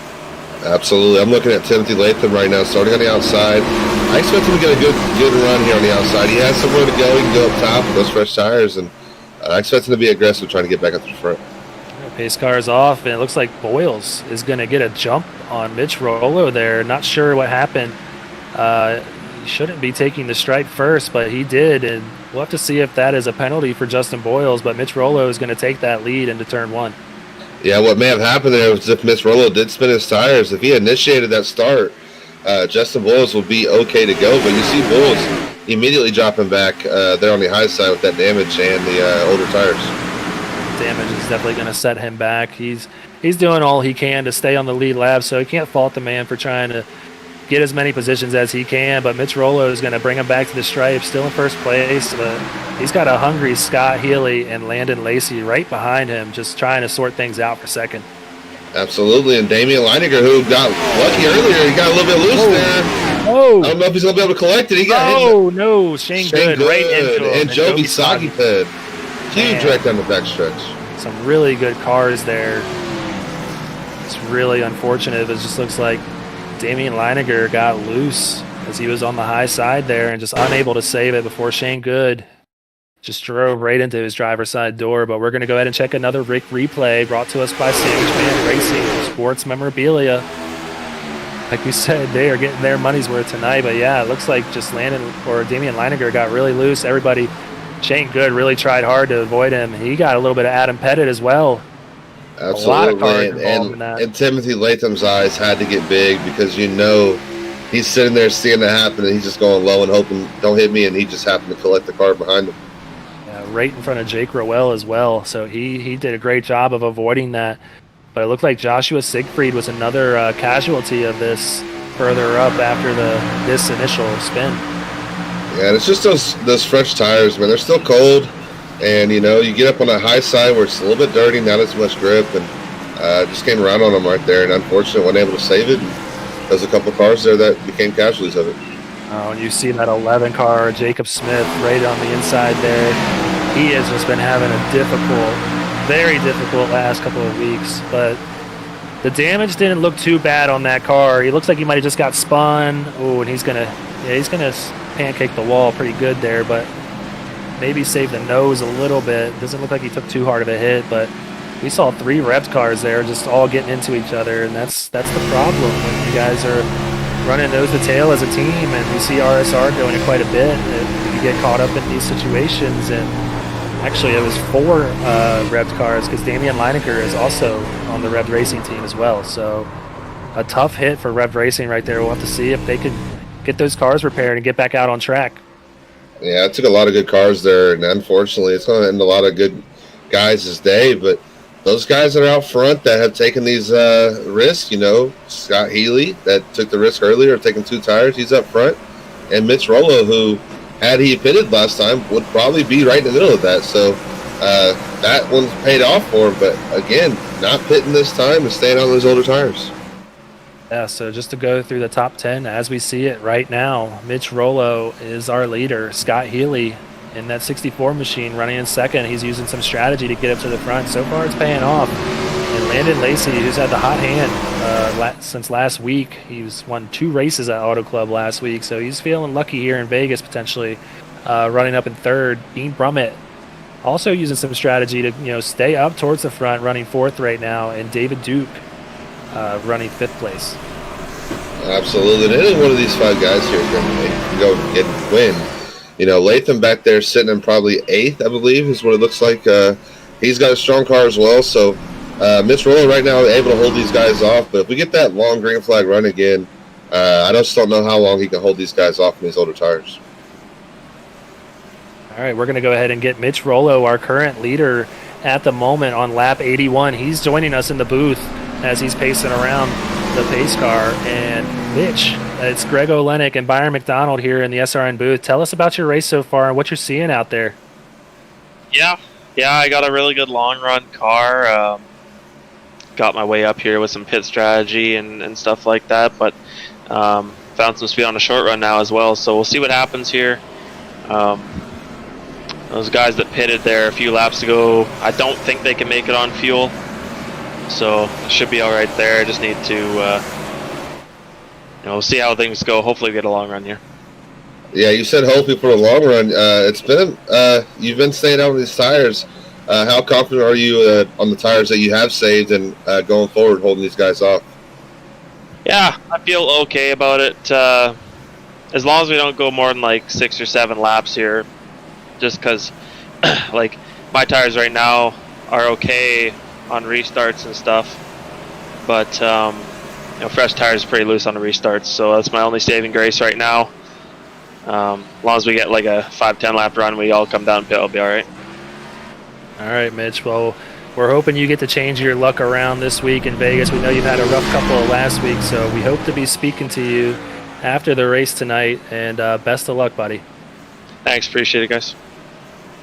All right, so you heard it from Mitch Rowell. He is hoping with the trend of the race that it's going to pay off for him, staying out there on those old tires, keeping that track position, and hopefully going to get a win because of it. He needs a few more laps before he can make it to the end, so it's a bold strategy, but it seems to be paying off for him so far. Absolutely, and it's one of those things. He wants to be out front. He's had those bad string of luck the last couple of weeks, and so that's his way of turning it around. Other guys do it some way, and he wants to take a strategy of being out front. So definitely, if it's going to pay off for him, we're going to find out here in the next couple of laps if he's able to hold these guys off. Yeah, so Timothy Latham starting back there in 8th. He's going to be hungrier than ever to get that track position back, but he's got some cars in front of him that are not going to be easy to pass. Kyle Spees in 7th, Jake Rowell in 6th, and David Duke, Dean Brummett, Landon Lacey, Scott Healy, and our leader, Mitch Rowell. So we'll have to see if he can get back to the front as the pace car is going to peel off this time. And it's up to Mitch Rowell when he wants to go, and he is going. We are back green in Vegas, and they are going to be charging into 1 back there, 3 wide. It looks like Jake Rowell is going to take David Duke on the inside to try and get as much position as he can on this restart. Here they are, 3 wide. They're tight right there, but Mitch Rowell gets a great jump on the older tires. But here come those fresh tires coming around the outside, and they're coming quick. So Mitch Rowell gets a little bit loose there on the bottom trying to break that draft. Yeah, he's going to try as much as he can to keep that position and break that draft, but Landon Lacey is not going to budge. He's going to try and close in on him here on the front stretch with a big run down the front stretch with Jake Rowell in that 9 machine, our second place in the standings. He is going to be trying to get to the front as he sees James Holtzer, our points leader on the season. He is back a little bit in the field. He's running 9th right now, so he sees a big opportunity to build some points as he's taking Landon Lacey on the inside here. Jake Rowell having a great run. Moved his way up from, I believe, back in the 30s is what you said earlier? 36. So 36th up to 2nd now, and knocking on the door for the lead as Mitch Rowell sees him full mirror of that Mountain Dew car, and it's getting bigger and bigger with each lap. He's going to dive to the inside here and possibly take the lead. Yeah, these guys know Mitch Rowell is on old tires, so they are trying to get past him and trying to leave the rest of the field behind, hopefully, if Mitch Rowell is able to hold some drivers up. But Landon Lacey is really trying to get that side draft on Jake Rowell to keep him there, and Mitch Rowell is going to have a good run on the high side here and potentially keep this lead. Absolutely. I think Landon Lacey realized that Rowell's essentially a pick for him because Latham now is going to fill that inside gap and won't be able to get down once Rowell clears. So right here, he's going to get down there and it's going to be side-by-side battle. He's stuck on the outside. We are seeing this top 5 race very hard right now for this lead. As we see Jake Rowell taking a look on the inside, he might be able to clear him this time with that push from Landon Lacey from behind. Landon Lacey is definitely benefiting from being able to get down on the inside, maybe have a little help from his teammate there, Timothy Latham, maybe giving a little slack to let him down. Absolutely. Again, this is where it comes into having a teammate, hoping that you got some help behind you. But right now, the class of field is Jake Rowell as he's holding these guys off. But Landon Lacey looking all over the track trying to figure out a way to get around. So Mitch Rowell is definitely going to be wanting to see that caution flag fly now as he's in that dirty air and he's only going to start falling back a little more each lap. These guys are just digging. Every car in the top 10 has potential to lead this race, and they know it. And coming down to 50 to go, it's only winding down and time is just flying by. So they're coming down to one stop potentially left, and it's like I say every week, it's go time now. Absolutely, and unfortunately, Mitch Rollo didn't get the break that he was looking for. So you got to wonder now how soon he comes down and how soon he can make it on fuel, and if that brings other cars down, knowing that they need to pit as well. So right now we got Jake Rowell leading this way with Landon Lacey behind him and Timothy Latham, both putting pressure on Jake Rowell. If there's anybody that can handle that pressure, though, it is Jake Rowell, as he's one of the more aggressive drivers in the league. So he's used to dishing it out, and he can definitely take it as well. But Dean Brummett back there racing with our fourth-place driver right now, James Holtzer, they're racing very aggressively, trying to hold those positions like we keep saying. I don't know. I'm not sure who that was. Oh, that's Ducam up there on the high side, as he's going to let all those cars go by.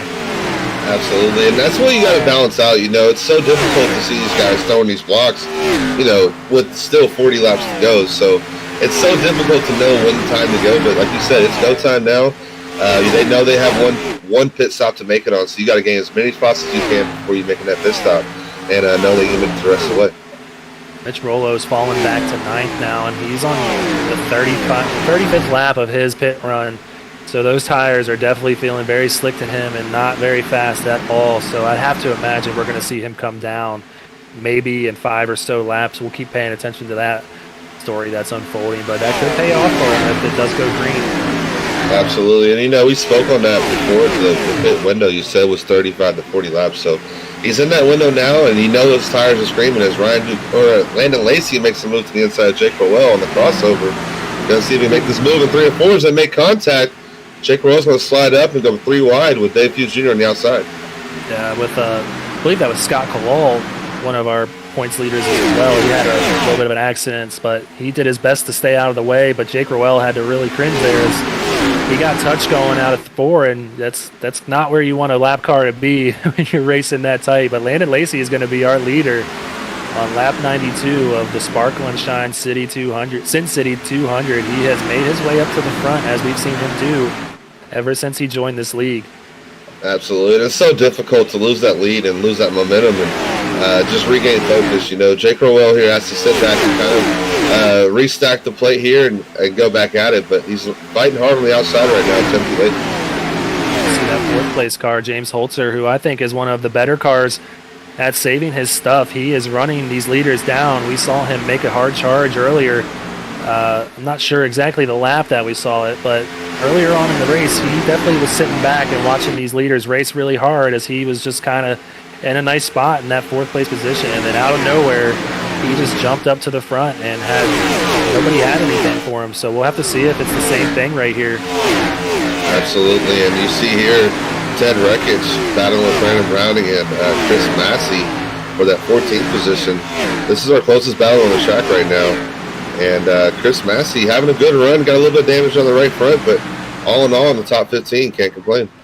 Yeah, a lot of these cars that we just saw had a little bit of trouble at some point in this race, so Ted Rekich able to get that car fixed up pretty well, and it seems to be kind of fast still, and he's able to be running mid-pack, and, after the last couple of weeks of getting wrecked out, a finish is a finish, and so he's trying to do that. As we see 2 Filthy 5 cars battling right now for the lead, nose to tail. Landon Lacey out in front of Timothy Latham, but we know Timothy Latham, as we talked to him earlier, wants that front spot. Absolutely, and Landon Lacey's kind of the hot pick right now that has been the last couple of weeks since he's been in the league. But you got to remember, Latham was that guy at the beginning of the season, so Latham's kind of here to show him like, hey, yeah, you got hot these last couple of weeks, but it's my turn, and I'm about to take the throne. So look at Latham being very aggressive here in the last couple of laps to try to take this lead. Yeah, and the first 2 races that we saw in SRN this season were Chicago and Kentucky, so 2.5-mile tracks. And Timothy Latham really showed and flexed his muscles at those 1.5 miles, and here we are again. We are back at the 1.5-mile cookie cutter tracks, and he is running up front with his teammate, though, Landon Lacey, who was a new addition to the team and has really been pushing these guys to run a lot better at this point in the middle of the season. So Filthy 5 is here, and Jake Rowell in that 3rd place car running for RSR, our team standings leaders. He's taking note, and he is letting his teammates, Dean Brummett running 5th right now, know hey guys, we better get going here because these guys are coming. Absolutely, and he's got to be sitting here watching these guys kind of run their lines and pick up what they can. So as you see, Landon Lacey kind of pull away a little bit from Latham, but that front two cars kind of pulled away from third and fourth. We got a car on the backstretch, Justin Boyle's backside, as you see his car smoking. Yeah, I think his day is going to be done. He's been in a few accidents, unfortunately, for that awesome-looking number 8 Kiss car. But the smoke coming out of the engine is never a good indicator. I'm seeing another car come down the pits right now, the 20 of Jaden Gimbel, who's also going to probably be done for the day. Tough break for a couple of these guys. They might have gotten it together here as we see them side by side on this Sandwich Man Racing wreck replay. Looks like we're going to see... Oh, not sure from that angle, but it might have been a net code again. That may have been the worst net code I've ever seen in my life. We're going to get a little bit of a better angle. Oh, okay. Yeah, gotcha. so Boyle's got a big run on Gimbel there and kind of just gave him a huge shove on the backstretch and put Gimbel on the wall and wrecked both of their nights. So I think both of these guys are going to be taking their cars to the hauler for the rest of the night and heading home. Yeah, unfortunate here is we're getting to that 100-lap mark coming down. So you got to wonder what this did for our guy that stayed out earlier, Mitch Rollo. So interesting to see where he's going to wind up here after he gets these 4 first tires. Yeah, he's running 12th right now, so he fell back quite a bit with those older tires. I'm sure that's not how he wanted it to work out, but it definitely could have been worse if they stayed green. But with this pit stop, I imagine they can definitely make it to the end.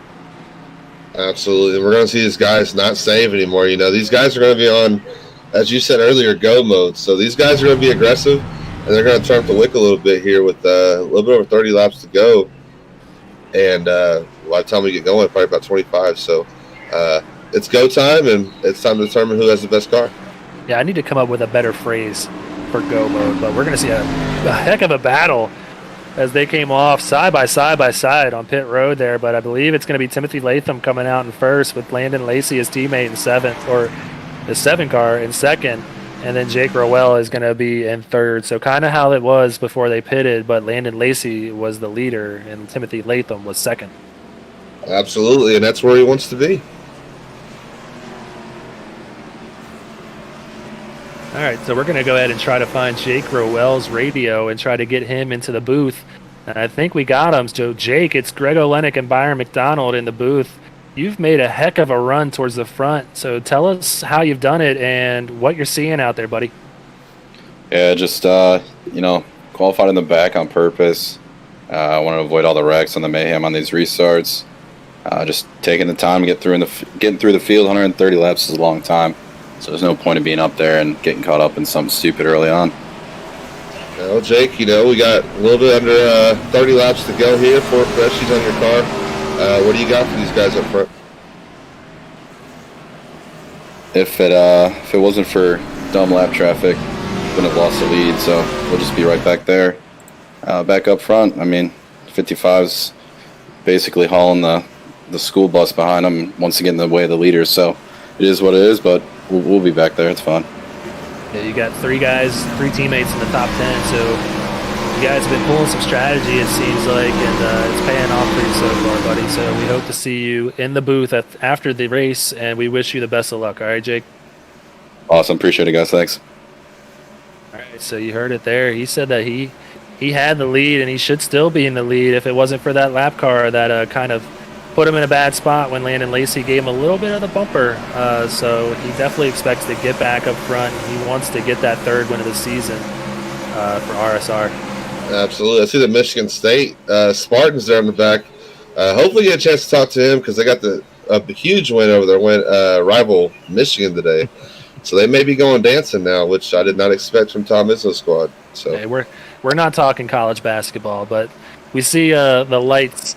I'm a little salty. Let's not bring that up, man. Let's not bring that up. I'm a little salty for my Mountaineers and Byron's Oklahoma State Pokies, as he likes to call them. But we're going to have one more lap of caution here as we see them double wide. If you didn't want it to throw you off, the lights were still on the pace car, but they're going to take one more time to go around the field and get everything sorted out before they go green, and hopefully on this last run to the checker. Absolutely. I expect to see these guys, start forcing that issue. They see those gaps, they're going to take them, and a lot of blocking is going to happen here because the package just asks for it. This is so difficult to pass here, and when you make that pass, you got to be assertive. So expect these guys to be aggressive. I want to go ahead and ask my producer to go back to that 10th place car in the 28 machine, Jordan Bain.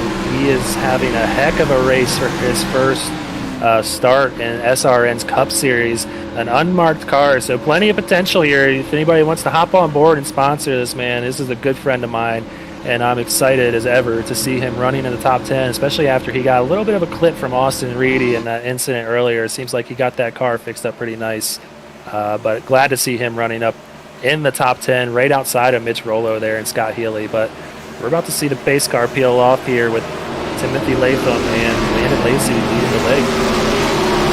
Absolutely. We're going to find out what these guys got. We heard Jake Rowell say he wants to be out front. See how quick he is to get up there. Yeah, you see how much of the bumper he has right now, and he's going to try and keep that number 5 car as close as he can, but that 7's going to be able to clear him and come down. He's going to have to work to get past those 2 cars, and he's got that individual points leader, James Holtzer, who's right in front of him in the standings, running right behind him. So he's got some company to worry about right now. Absolutely. You always get a good start whenever you get that accordion effect, as you saw on the inside line. Just not really get a good start, but Jake Rowell looking to the outside now of Landon Lacey trying to make that pass. Yeah, I'm really curious to see how hard these guys push it. With the trend of the race so far being pretty caution-filled, we'll have to see if they can finish these last 26 laps under green, and if so, how that plays out for the tire situation at hand. Whether these guys burn their tires off early on or just save. Absolutely, and do not take your eye off of Dean Brummett and Greg Welland back there in 5th and 6th right now. They're kind of just sitting here watching these guys, kind of like James Holtzer was doing earlier. Watch these guys kind of burn their tires up, bide their time. They know they got 26, now 25 laps to go, and it's coming down to the end. Yeah, we've seen Greg Welland kind of have trouble keeping that position the last couple of races after starting up front every week. So I'm really excited to see him having a good run today. But Jake Rowell looking like he got a little bit tight there off of 2. He's fallen back a little bit as James Holtzer is taking him on the inside now. You would think that outside lane would be the preferred lane for passing, but right now it seems to be falling back a little bit. Might be saving just a tad. Absolutely. I think he's got tired of staying on the outside. He's going to drop back and possibly regroup here and possibly attack on the inside. But James Holtzer's going to stick his nose there underneath Landon Lacey and possibly take over second position. Wow, Spees up there on the high side, taking them 3 wide. Greg Welland, Dean Brummett on the inside of him, trying to get in the top 5. That'll make 3 Filthy 5 cars for the top 5. They're having a heck of a run tonight, and RSR has got to be taking note of that. Oh! As you see, James Holtzer gets into Jake Rowell. Collected by Jake Rowell on the front stretch. That's going to bring their race to a night. Yeah, our points leaders getting into each other. And unfortunately, he got into his teammate as well as Dean Brummett was collateral damage as he came back across the track after hitting the wall. I think we're going to see a lot of cars get caught up in this one. Unfortunate to see our leaders on the season taking a hit like that, but we're going to go ahead and take a look at our wreck replay brought to you again by Sandwich Man Racing Sports Memorabilia. We're going to see James Holtzer kind of pinch him up a little bit here. He's just going to slide up after hitting that apron and just put Jake Rowell into the wall. And Holtzer's going to keep going. And I thought he might have got caught up. Mitch Rollo. Yeah, we spoke on it earlier. He's been having a tough season of late, and he's going to have another day where he is parking that car on the pit road before the race is over here. Yeah, unfortunately, you just catch that apron at the wrong time, it's going to shoot you up. And right there, had Jake Rowell not even been there, he probably would have lost the back end. So unfortunate for James Holtzer catching that apron, but even worse for Jake Rowell and Dean Brummett, the 96 of Mitch Rollo, who again has another string of bad luck that unfortunately is going to end his day.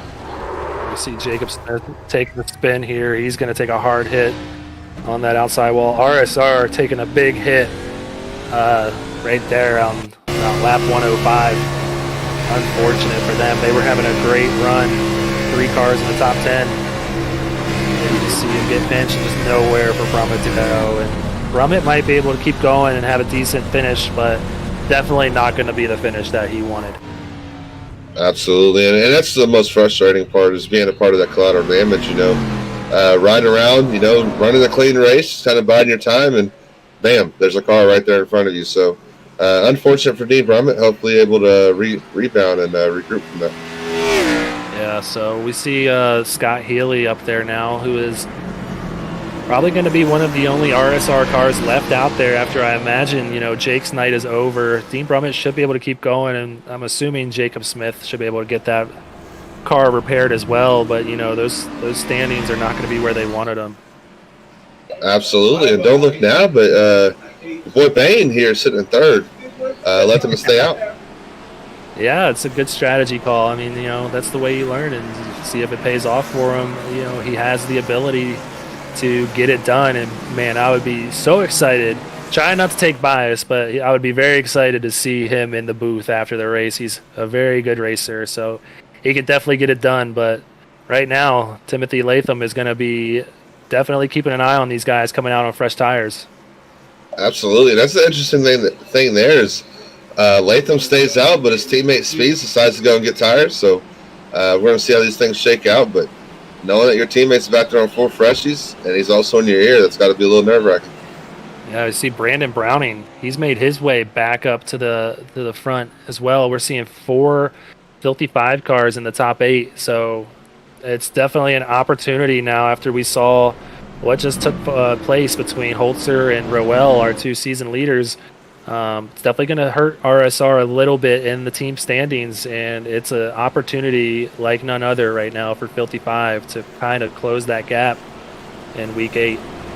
Absolutely, and we've been waiting around all year for this team to kind of come alive and really just kind of show their strength when Landon Lacey came on board. So it's been up from there, so I'm expecting nothing different tonight. They've lived up to that.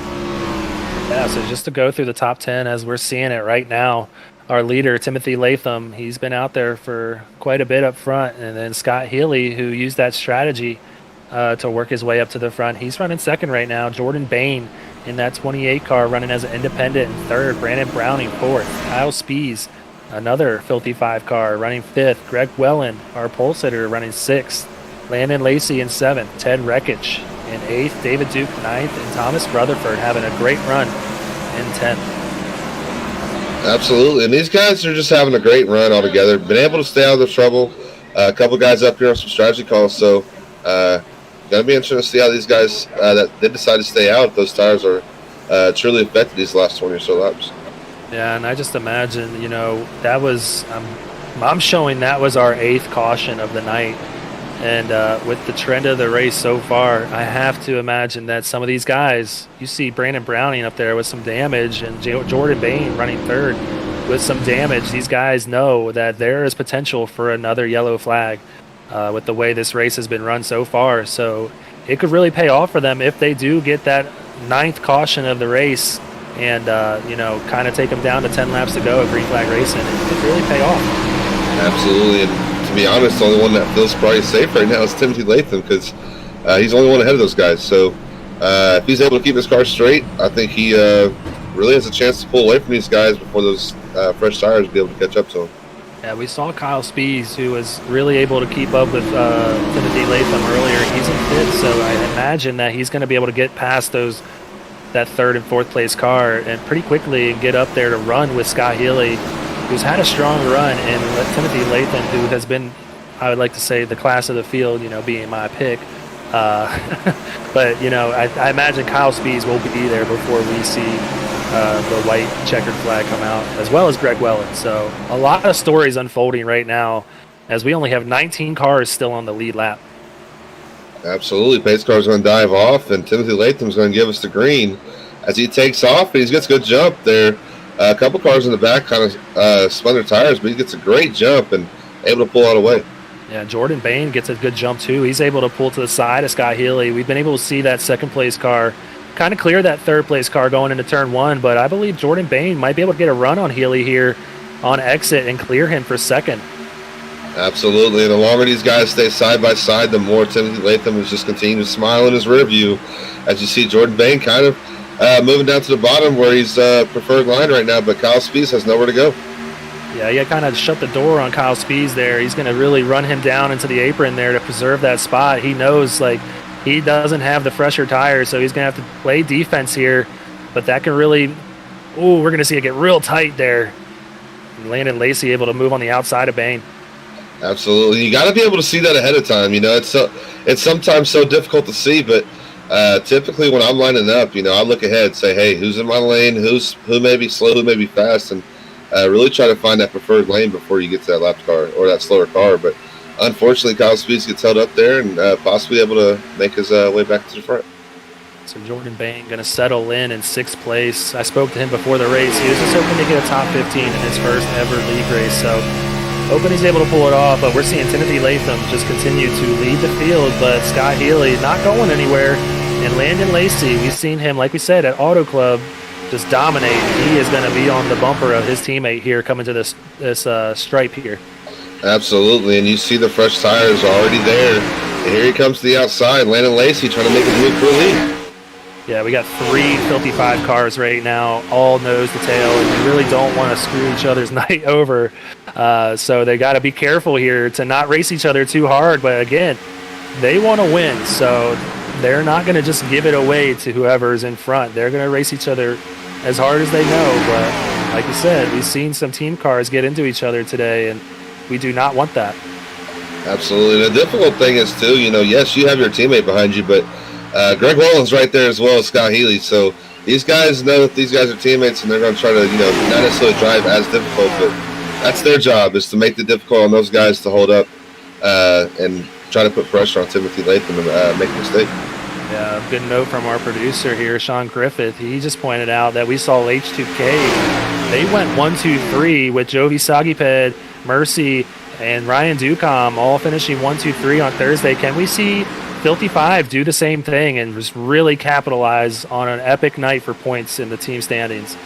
Absolutely, and that really just flipped the Xfinity Series on its head when it came to the team points. So I'm sure that's in the back of their minds, and they want to do the same thing. And these guys right now are doing everything they need to make that happen. So Kyle Spees looking to the inside of Landon Lacey for 2nd place. Yeah, Latham is loving what he's seeing back there. I mean, they're still really close to him, but as long as they're side by side racing each other, they are not worried about him right now. So he's going to try and keep it that way, as he's able to choose whatever line he wants, but these guys are forced to stay on the inside or outside, whether they like it or not. So Timothy Latham is liking his position right now. Absolutely, and the patience right now that Greg Wallen is showing is quite impressive, because, you know, he feels like he is faster than these guys, but right now he can't get away or get around them because they're side by side. But now they've evened out and they've straightened out, so let's see if he's able to make some moves. You see Kyle Spees kind of pull a slide job in front of Landon Lacey there. Like I said, these are teammates, so not sure how Landon's going to react with that, but, you know, cooler heads prevail. And we're going to see these guys try and come home 1-2-3, like we said. But Greg Wellen was able to get by Scott Healy there for 4th place, and he's going to be licking his chops here as we see, you know, these guys are on a little bit of older tire. Timothy Latham is, at least. So he's got an opportunity to bring it home from pole position today. Absolutely, and you got to know that's in the back of his head. He knows that the 2 cars in front of him are both on fresh tires, but yet these 2 have been battling side by side since the green flag drop. So right now, Greg Wallen in the back of his head's got to think that he has the best tires available. It's a matter of getting around those guys cleanly and getting around those guys quickly, and still having laps left to go chase down Timothy Latham. Yeah, he's going to have to really pick a time soon, though, to start going to the front as we're coming to the stripe with 10 laps to go. He's running out of time, and it's not going to be easy to pass any of these cars. Absolutely, and it's going to be one of those situations that he may end up having to force his way in there and possibly making a risky move, but you also don't want to capitalize or do that and possibly put your whole night in risk and possibly end your night or somebody else's. He's going to see an opportunity here, I imagine, soon, as I kind of see Landon Lacey getting a little bit of a better run through the turns on Kyle Spees. He's going to follow Landon Lacey this time on the inside and try to carry that momentum down through the apron on the front stretch and really try to go into turn 1 on on the inside of Kyle Spees, which, Landon Lacey was able to clear him that time. So Greg Welland's got an opportunity now as those cars single file out. He can finally try to make a pass. Absolutely. You just see him get a little bit tight there. He had to get out of the out of the throttle as David Duke's going to now move into the fourth spot and possibly try to run this 3 down. That momentum killed him. And David Duke, I mentioned earlier, he's run officials all week. He's been really good at Las Vegas, so he's just been sitting back there taking notes, and it seems to be paying off for him as he's moved up to 4th for R&D Motorsports. They really need a good run, so really good to see him up there running in 4th. You can see if he can get a podium today. But like I said, these Filthy 5 cars are rolling. They have momentum on their side, and Landon Lacey is going to be a hard one to beat right now. Absolutely. He made that pass on the outside, so that just shows the difference in tires that he has. So he's able to make that move on the outside, and now Timothy Latham is now separating Kyle Spees and Landon Lacey with his first tires. Yeah, it's going to be hard for my pick, Timothy Latham, to get back out in front with 10-lap older tires, so we'll see how that pays out. If we do get another caution, we'll see who goes to pit and who gets fresh tires, but Kyle Spees is going to take a look to his inside right now for second place. He's trying to make his way up to the front. Absolutely, and David Duke's going to tuck in right behind him and go with him. So David Duke not able to get to the inside yet as Latham here battling on the outside. We're down to 6 laps to go, and Landon Lacey is kind of stretching out that lead now, so we're running out of time. Absolutely, he got that clean air, and now able to pull away as these guys continue to battle. They're going to go 3 wide here, down the backstretch for second place. David Duke working his way up to the front. He's going to take second place from these guys, moving up from 4th to 2nd, and he's got his eyes set on Landon Lacey. Man, I should have taken the 78 machine. He is moving right now to the front. You even had insider information that didn't, so that's even worse. The problem is I said earlier in the week that he was my pick, and then I got talked out of it, and I should have just stuck with the guns. But I'm very excited to see that 78 machine making his way up to the front. We'll have to see if he can run down Landon Lacey, who's got a 9/10 of a second lead. A pretty big lead on David Duke right now. Absolutely. And I'll tell you the one thing that Landon Lacey does not want to see is that yellow. But right now, David Duke seems to be pretty fast, and just think that he may just be a little too late getting to the party here. So there's 4 laps to go. Yeah, we're going down to the nitty-gritty here, and it looks like Landon Lacey is going to keep stretching that gap, or maintaining it at least, but I wouldn't put it. All it takes is one slip up in a turn, and you lose that momentum, like we saw Greg Welland do a little bit ago. And it's very easy for that 78 to catch up, and he is determined to get to the front. As we come to 3 laps to go here at the Sparkle and Shine Sin City 200. Absolutely, Landon Lacey again, just counting down those laps, and this is like the longest 3 laps of your life right here. You're just sitting here counting down laps, hoping that you don't see that yellow flag drop, because at any point you guys could have to re-rack them, and then you're forced with the decision to pit or stay out. Yeah, so we have only one multi-time winner in the league so far, and that's Jake Rowell in the 9 machine. So Landon Lacey looking to become the second and go back-to-back. Oh, sorry, Timothy Latham as well as won 2 races on the season. So looking to become the 3rd multi-time winner in the series, as he's looking to go back-to-back after Auto Club of last week. Absolutely, and he's got 2 laps to do it. Now about a lap and a half, he's going down the backstretch. And right now, he's got the foot to the floor and just wants to see that white flag to make sure that he's got it secured. But he's going to come around to turn 4 right here and get that white flag, and he's going to go around one more time.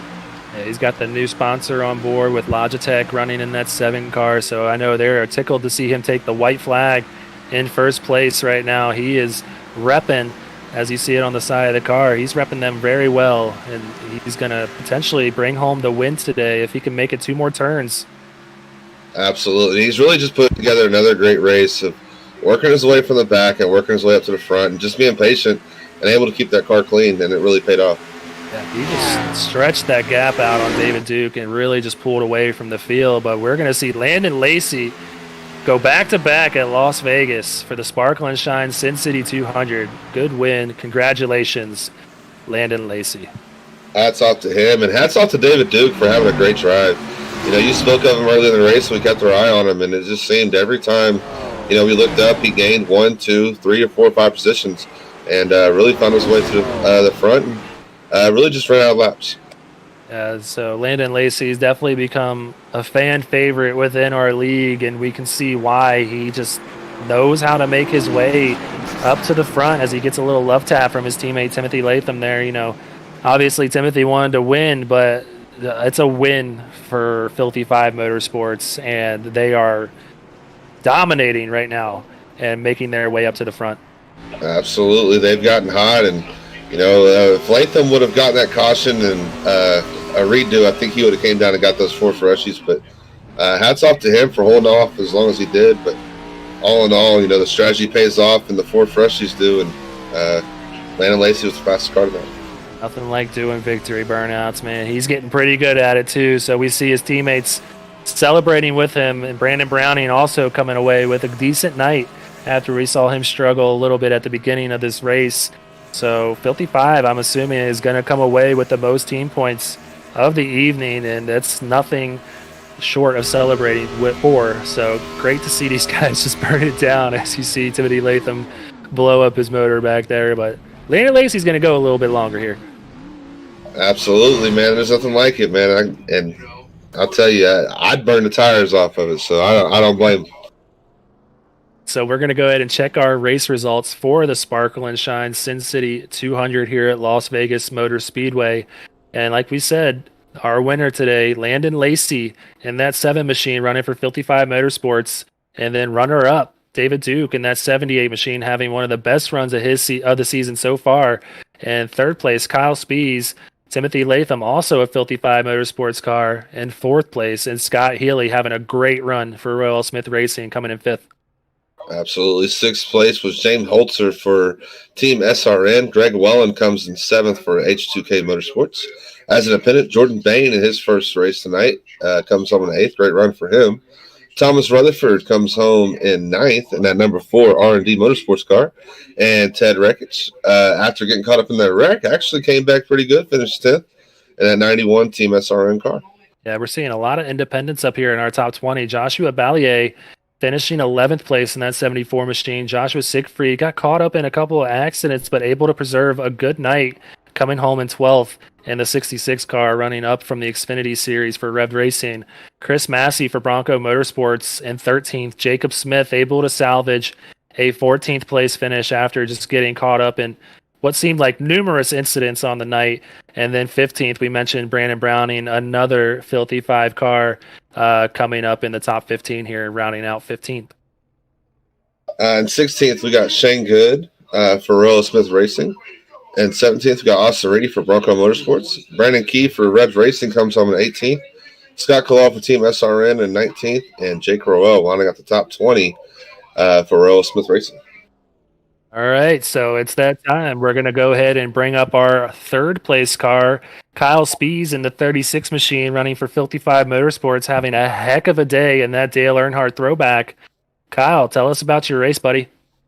Went out there and had a blast tonight. Practice all week. Felt good coming into the track. We got out there with a teammate, Tim. Wonderful help by him, so shout out to him and Landon. Great teammates to have. Helped me out with the track. Drove smooth all night. Got tangled up in a few crunches there where I thought something might have happened. Got bumped there at the end. Luckily made it through. Came back and battled and had a great night. So it was fun to be there. Absolutely. You look down these team standings, and you got 4 of you guys in the Filthy Five here in the top 20. With the furthest being Brandon Browning at 15th. So really top 15. What does that speak for you guys? We've been waiting for you guys to really flip that switch. You got 3 guys here in the top 4. What does that say about you guys? I think we come with a great attitude as a team into the races that we do, that come in and work together. I think that's a big key on why we are as high as we are in points. It's not just about going in there and trying to win every race solo. It's about working together, pit strategies and all. I think that brings a big key to us, and that comes all the way down with Brandon. He's still in it no matter what. We get in there and pit strategy and try to make it all work as a team. Yeah, you guys seem to share the lead, it seemed like, throughout the race.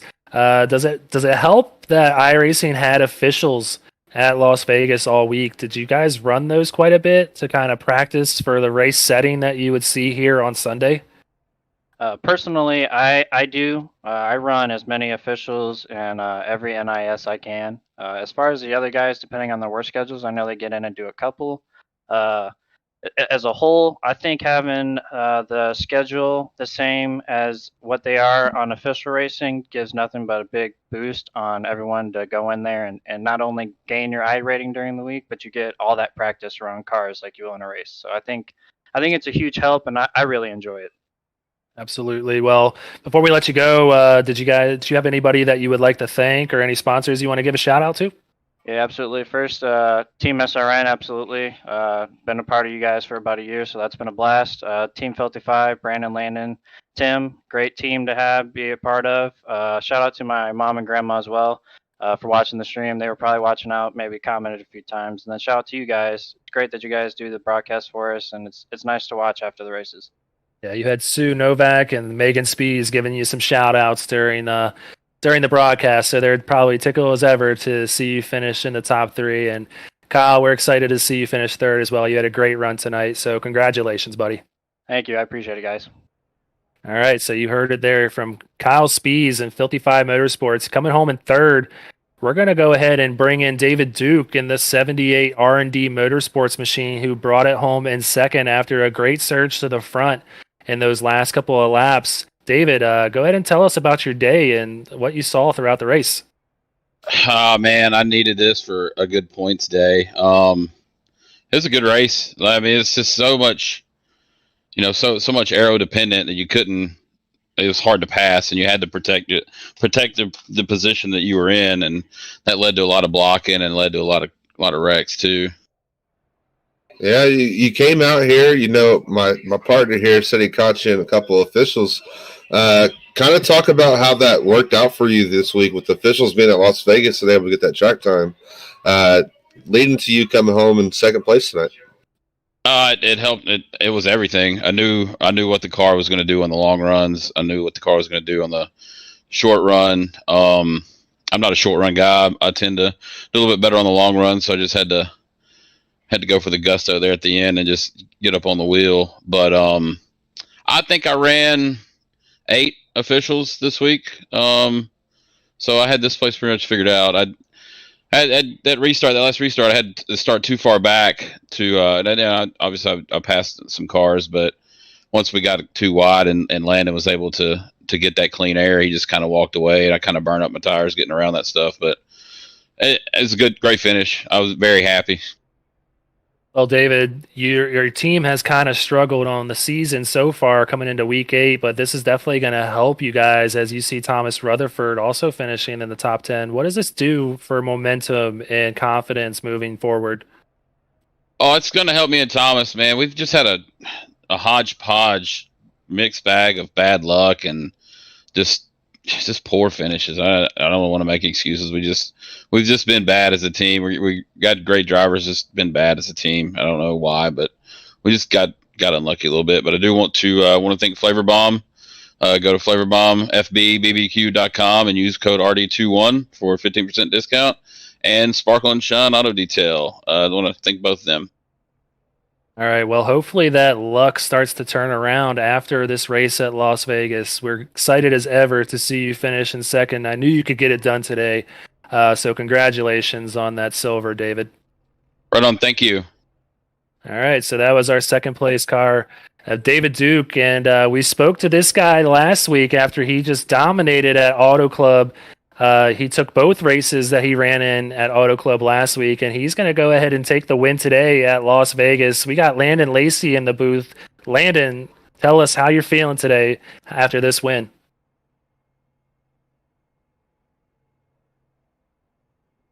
Oh, he must be speechless. We don't hear him. Sorry. Oh, there he is. No, I was saying I'm more excited than I was when I won the Xfinity race last week. It's kind of awesome to do it, especially in the Cup Series, to go back to back. Yeah, Landon, you see 4 of your Filthy 5 teammates up here in the top 15. You're kind of leading that pack now with Latham and Spees. They're all night with you. Kind of speak to that. You didn't get the whole podium, but you got 3 in the top 4. What does that kind of speak for you and your team moving forward? I mean that was a plan of ours coming into today. We knew all four of us had good race cars. You know, I worked a little bit with Brandon earlier in the week because he said he struggled a little bit here. So, gave him some tips and what he could do. And you know, of course, Tim and Kyle always run great. And when we were up front there, we were just thinking big picture. We didn't care which one of us won. We just wanted to make sure that all three of us up front made it to the end. Yeah, I mean, you guys dominated today at Las Vegas. Could we expect to see the same thing next week when we go to Phoenix?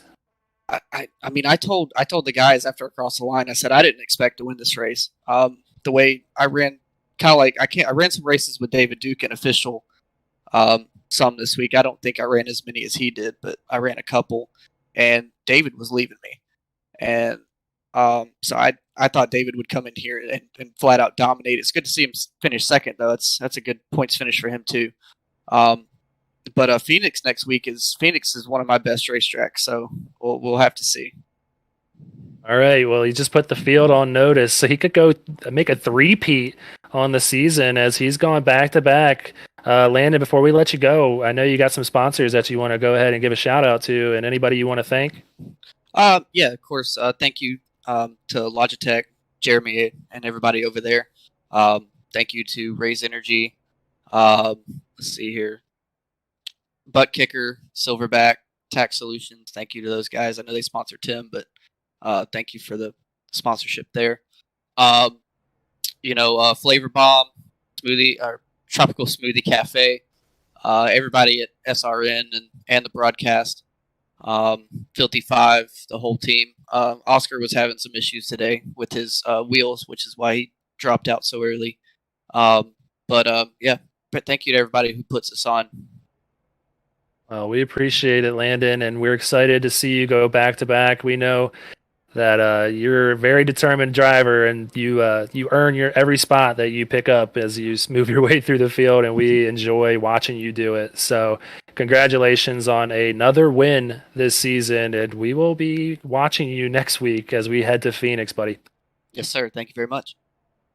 All right, like we said, so you heard it there from our winner today. He loves Phoenix, and that's where we expect to see everybody head next week as we're going to go run the Cactus 200 at Phoenix Raceway. That's going to be on Sunday, March 14th. That date is incorrect, but we'll go ahead and get that updated later on. And you can go ahead and check that out. The race will start at 9:30 p.m. Eastern and 8:30 p.m. Central Time. So that's where you can catch the Cup guys next Sunday. But our next race is going to be the Cactus 125 from Phoenix for the Truck Series on Wednesday, March 10th. That race will begin at 9:30 p.m. Central Time, 10:30 p.m. Eastern Time. And those truck boys have been getting at it as things are starting to sort themselves out as we head into week 9. But like we saw today, another great race, a little bit of a caution-filled race, but a great race nonetheless, Byron. Absolutely, and I cannot wait to get that race underway at Phoenix. Not a track that tends to like those guys that like to go fast. It's a technical track, so I'm excited for it. Yeah, so we're going to be moving away from the 1.5 miles to head to Phoenix, Arizona. A little bit of a different configuration there, so we'll have to see how that shakes out the field. But that's going to do it for us this week at Las Vegas Motor Speedway and SRN's coverage of the race at Las Vegas. But as we go to the end of this race or this coverage, we're going to just remind you guys to go faster, and we'll see you next week.